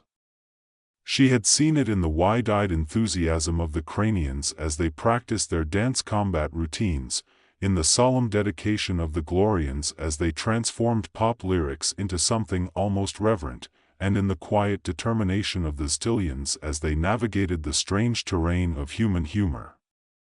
Each species had taken something from Earth culture and made it their own, adding a new layer to the already rich tapestry of life on Mars. As the last of the festival-goers drifted away, Linda made her way back to her office, her mind buzzing with ideas for the cultural exchange program. The program was her chance to build on the success of the festival, to create something lasting that would help bridge the gap between species and foster a deeper understanding of each other's cultures.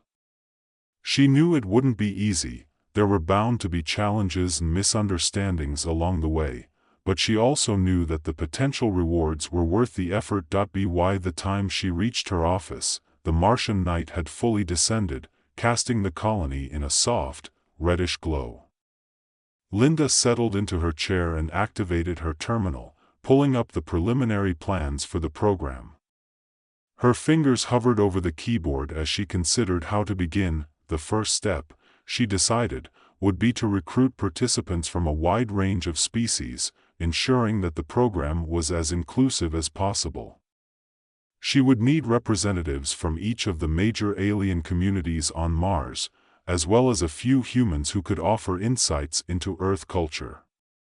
Together, they would work to develop a curriculum that balanced the need for accuracy with the recognition that cultural adaptation was a natural part of the exchange process. Linda began drafting a message to the colony's council, outlining her proposal and requesting their support. As she typed, her thoughts drifted back to the festival and the way it had brought everyone together in a way she hadn't anticipated. The event had been a celebration of Earth culture, yes, but it had also been a celebration of the colony itself, a testament to the resilience and adaptability of its inhabitants. She finished the message and sent it off, feeling a sense of accomplishment as the screen confirmed its delivery. Leaning back in her chair, Linda allowed herself a moment of quiet satisfaction. The festival had been just the beginning. Now, it was time to take the next step. In the days that followed, Linda threw herself into the work of organizing the cultural exchange program. She met with representatives from the Cranian, Glorian, and Stylian communities, as well as a handful of other alien species who had shown an interest in the project.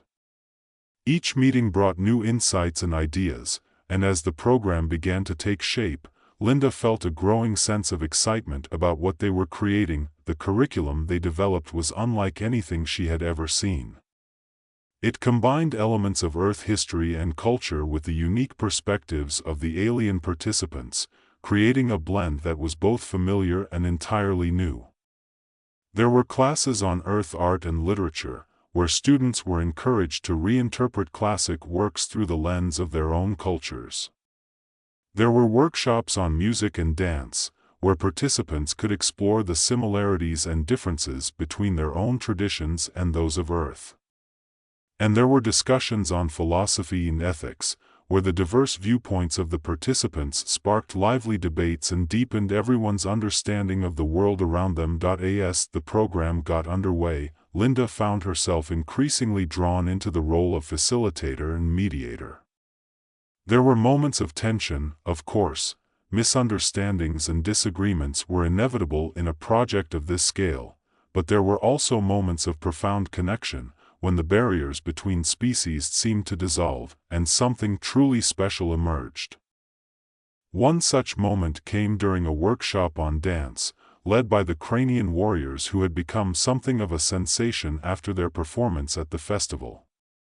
The workshop was attended by a mix of species, including a group of human colonists who had been curious to see how the Cranians had adapted Earth dance styles to their own martial traditions. The session began with a demonstration of the Cranian combat dance, which combined elements of traditional Cranian fighting techniques with the fluid, rhythmic movements of Earth dance. The humans watched in awe as the warriors moved in perfect sync, their bodies flowing from one position to the next with a grace that belied the lethal intent behind each motion. When it came time for the participants to try the moves themselves, Linda noticed a moment of hesitation among the humans. The Cranian style was so different from anything they were used to, and there was a palpable sense of uncertainty in the room. But as the workshop continued, something remarkable happened. The humans began to relax, allowing themselves to be guided by the rhythm of the music and the example of the Cranians. The initial awkwardness gave way to a kind of playful experimentation, as the participants found their own ways to blend the two styles. By the end of the session, the room was filled with laughter and applause, as humans and aliens alike celebrated their shared achievement. It was a small victory, perhaps, but it was also a powerful reminder of what the cultural exchange program was all about: breaking down barriers, finding common ground, and creating something new and beautiful in the process. As the weeks turned into months, the program continued to grow and evolve, attracting participants from across the colony. Each new class or workshop brought fresh challenges and opportunities, and Linda found herself constantly amazed by the creativity and resilience of the participants. There were moments of frustration, of course, times when the differences between species seemed too vast to bridge, or when a carefully planned lesson fell flat. But there were also moments of triumph, when a breakthrough was made, or a new connection was forged. One of the most memorable moments came during a discussion on ethics and morality, led by a Glorian philosopher named Vzash. The session was attended by a diverse group of participants, including a human theologian, a Stylian elder, and a young Cranian scholar who had shown a keen interest in Earth philosophy. The topic of the day was the concept of justice, and the discussion quickly became heated as the participants debated the various interpretations of the term. The Glorian perspective, shaped by their ritualistic culture, emphasized the importance of balance and harmony in the pursuit of justice. The Stylian elder, on the other hand, spoke of justice as a matter of honor and retribution, a way to restore order in the face of wrongdoing. The human theologian argued for a more compassionate approach, rooted in the principles of mercy and forgiveness. As the debate raged on, the Cranian scholar remained silent, listening intently to the others. Finally, the Cranian spoke up, offering a perspective that took everyone by surprise. They argued that justice was not a fixed concept, but a fluid one, something that could and should evolve as societies grew and changed. They pointed out that what was considered just in one culture might be seen as unjust in another, and that true justice required an understanding of the context in which it was applied. It was a perspective that resonated with the group, and as the discussion continued, the participants found themselves exploring new ways of thinking about justice and its role in their respective cultures. For Linda, it was a moment of profound satisfaction. The cultural exchange program had brought together individuals from vastly different backgrounds, and in doing so, had created a space where new ideas could be born. It was a reminder that the work they were doing was not just about preserving the past, but about shaping the future, a future where humans and aliens could learn from each other and grow together. As the program continued to thrive, Linda found herself looking to the future with a renewed sense of purpose. There were still many challenges ahead, but she was confident that they could be overcome. The festival had been just the beginning, and the cultural exchange program was proof that the spirit of collaboration and curiosity that had sparked the Earth culture craze was alive and well. In the end, it wasn't about who had the best dance moves or the most accurate interpretation of a sitcom. It was about the connections they had forged, the lessons they had learned, and the new traditions they had created together. Mars was no longer just a colony, it was a living, breathing community, where the lines between species and cultures were blurred, and something new and beautiful was born. Welcome to the story. Don't forget to like, subscribe, and support me. The sky above Willow Creek was a perfect shade of blue, the kind that made you forget all your worries. Nestled deep in the heart of nowhere, this small American town was a place where nothing much ever happened, and that was just the way the residents liked it. The biggest excitement around here was the annual pie-eating contest or the occasional barn dance down at Miller's farm. But today, something different was about to happen, something so out of the ordinary that it would be talked about for years to come, though not quite in the way anyone expected. It all started with a slight shimmer in the sky, a ripple of light that seemed to flicker in and out of existence. Most of the townspeople were too busy going about their daily routines to notice. Old Mrs. Henderson was watering her garden, Mr. Jenkins, the town's mayor, was in his office sorting through paperwork, and the kids were playing a noisy game of tag in the park. But then, the shimmer grew brighter, catching the attention of a few passers-by. They squinted up at the sky, shading their eyes with their hands, trying to make sense of what they were seeing. The ripple expanded, and with a sudden burst of light, a large, metallic object appeared in the sky, descending rapidly toward the town square. The object, which looked like a cross between a giant silver teapot and an oversized toaster, settled down with a soft thud in the middle of Main Street, right in front of the diner. The residents of Willow Creek were, by nature, a calm and curious bunch. So instead of running away in fear, they gathered around the strange object, whispering to each other and speculating about what it could be. Some thought it was a new type of delivery drone, others a prop for a movie or TV show.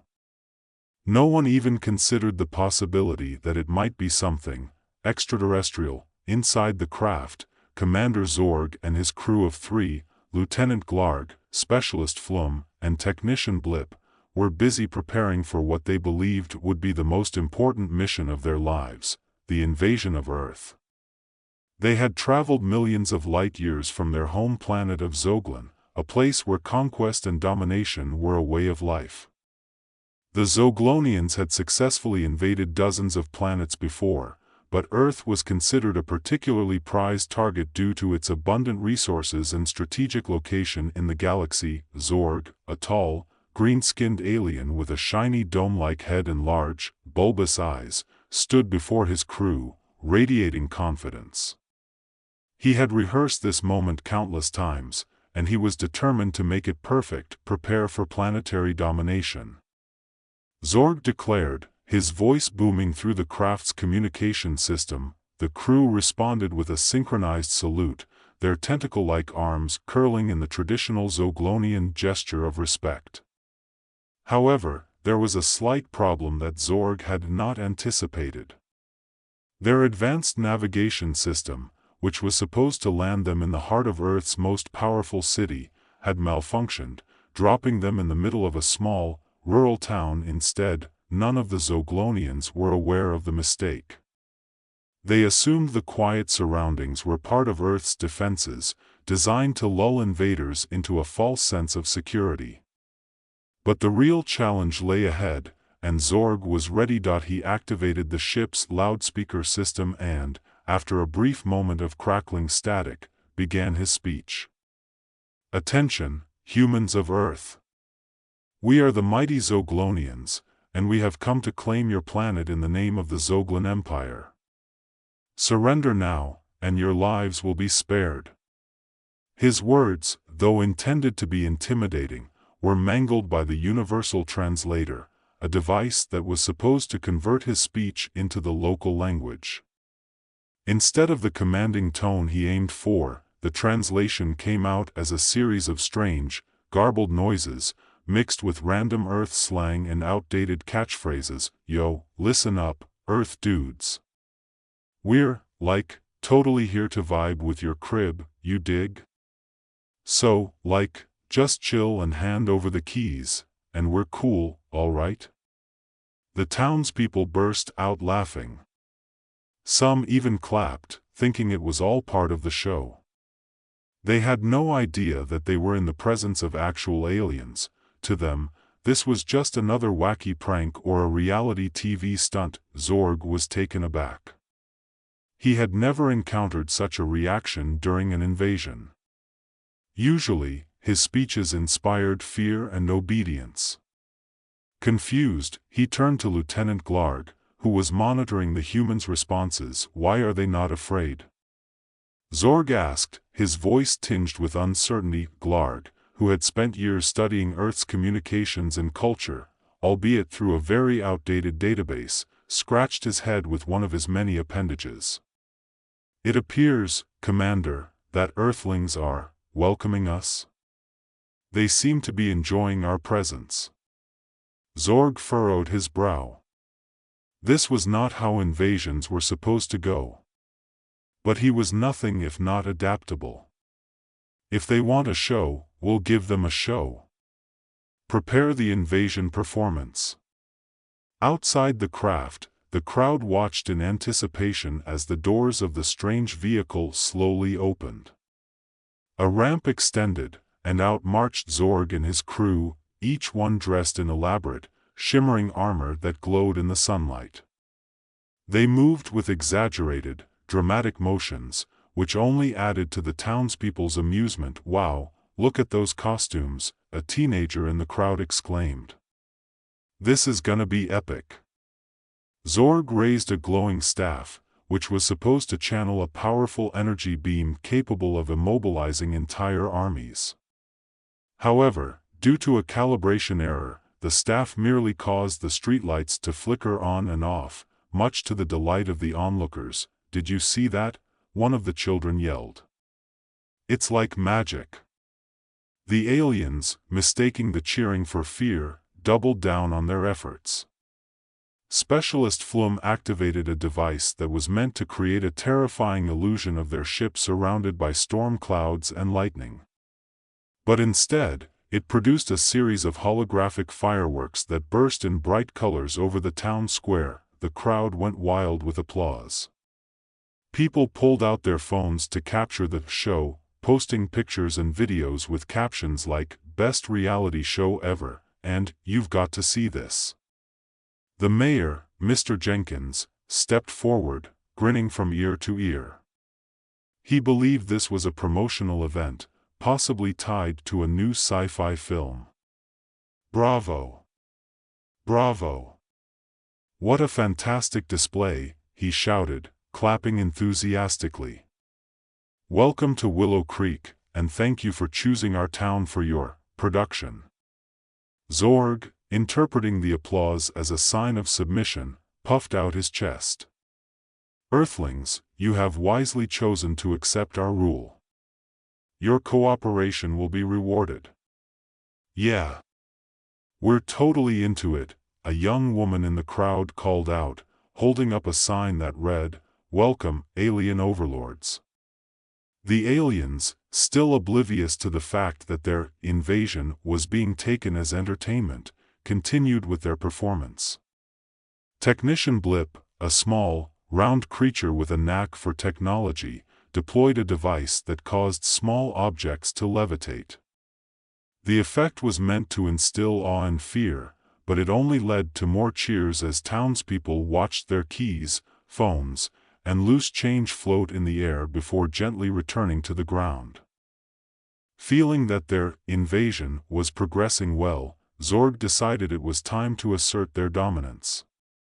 He ordered Lieutenant Glarg to activate their most powerful device, one that would change the color of the sky, a clear sign of their control over the planet. As Glarg prepared the device, a dark cloud began to roll in from the horizon, part of a natural storm system that the aliens were unaware of.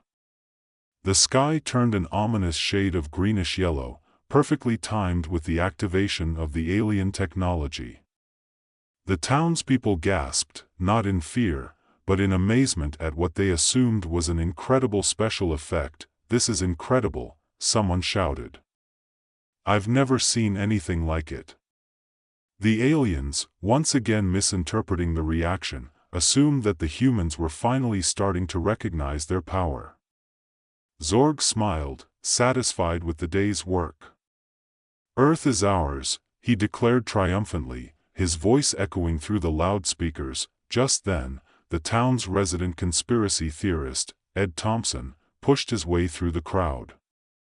Ed was known for his wild ideas, always talking about government cover-ups, secret alien bases, and Bigfoot sightings. Today, however, he was convinced that something genuinely out of the ordinary was happening. "People, wake up! Can't you see what's really going on here?" Ed shouted, his eyes wide with a mix of excitement and paranoia. "These aren't actors or special effects. These are real aliens, and they're here to take over the planet." But no one took Ed seriously. The townsfolk, used to his outlandish claims, just laughed and patted him on the back. "Nice one, Ed. You almost had me there," said Mr. Jenkins with a chuckle. "But we all know this is just for fun." Ed's protests were drowned out by the continuing cheers and applause. Frustrated, he stood on a nearby bench, waving his arms to get attention. "Listen to me. We need to," but before he could finish, the storm that had been brewing finally broke. A bolt of lightning struck a tree at the edge of the square, sending sparks flying. The crowd gasped, momentarily stunned, but quickly resumed their excitement when they realized no one was hurt. They thought the lightning was all part of the act. The aliens, however, took this as a sign that their invasion was complete. They had faced no real resistance, and the Earthlings were clearly in awe of their power. It was time to return to Zoglin and report their success. Zorg, still holding his glowing staff, addressed the crowd one final time. "Earthlings, your planet now belongs to the Zoglin Empire. We shall return to bring you into our fold. Until then, farewell." The translation, of course, turned his message into something entirely different. "Peace out, Earth dudes. We'll catch you later, cool cats." The crowd erupted in cheers, waving goodbye as the aliens marched back up the ramp and into their ship.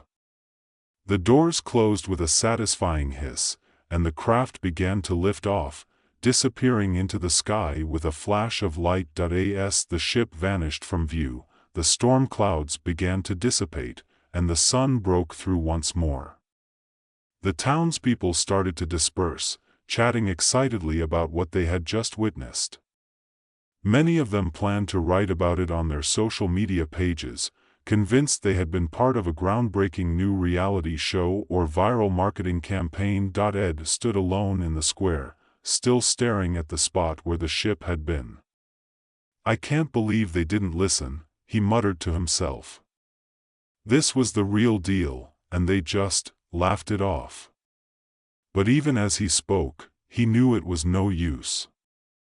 In a town where nothing ever really happened, the idea of a real alien invasion was just too far-fetched to be believed. So with a sigh, Ed turned and walked back to his small house at the edge of town, already thinking about how he might prepare for the next invasion. Meanwhile, aboard the Zoglonian ship, Commander Zorg and his crew were celebrating their victory. They had successfully conquered Earth with minimal effort, and their mission was an undeniable success in their eyes. "Excellent work, everyone," Zorg praised his crew. "The Earthlings have submitted to our rule without a single shot fired. We shall return to Zoglin as heroes." Lieutenant Glarg, Specialist Flum, and Technician Blip all beamed with pride, though none of them truly understood why the humans had been so easy to conquer. But that didn't matter now. What mattered was that they had done it. As the ship sped through space, Zorg composed his report to the Zoglonian High Council, detailing the events of the day. In his mind, Earth was now a part of the Empire, and it would only be a matter of time before they returned to fully integrate the planet into their domain. Back on Earth, the residents of Willow Creek went about their lives, content in the knowledge that they had been part of something special, something they would talk about for years to come. The local diner even introduced a new menu item in honor of the event, the Zorg Burger, a towering creation with layers of unusual ingredients meant to mimic the alien visitors. And as for the aliens, they would continue to believe they had successfully invaded Earth, completely unaware that they had been nothing more than a passing curiosity in a small town that loved a good laugh. But the story didn't end there. For in the quiet reaches of space, the Zoglonian High Council reviewed Zorg's report and began to discuss plans for a follow-up mission. This time, they would bring a larger force, with more advanced technology, and they would aim for an even bigger invasion. Little did they know, the people of Willow Creek were already eagerly awaiting the sequel. As the sun set over the town, casting long shadows across the streets, the residents of Willow Creek settled in for the night, blissfully unaware of the adventure they had just narrowly missed. For them, it was just another day in a place where nothing much ever happened, except when it did.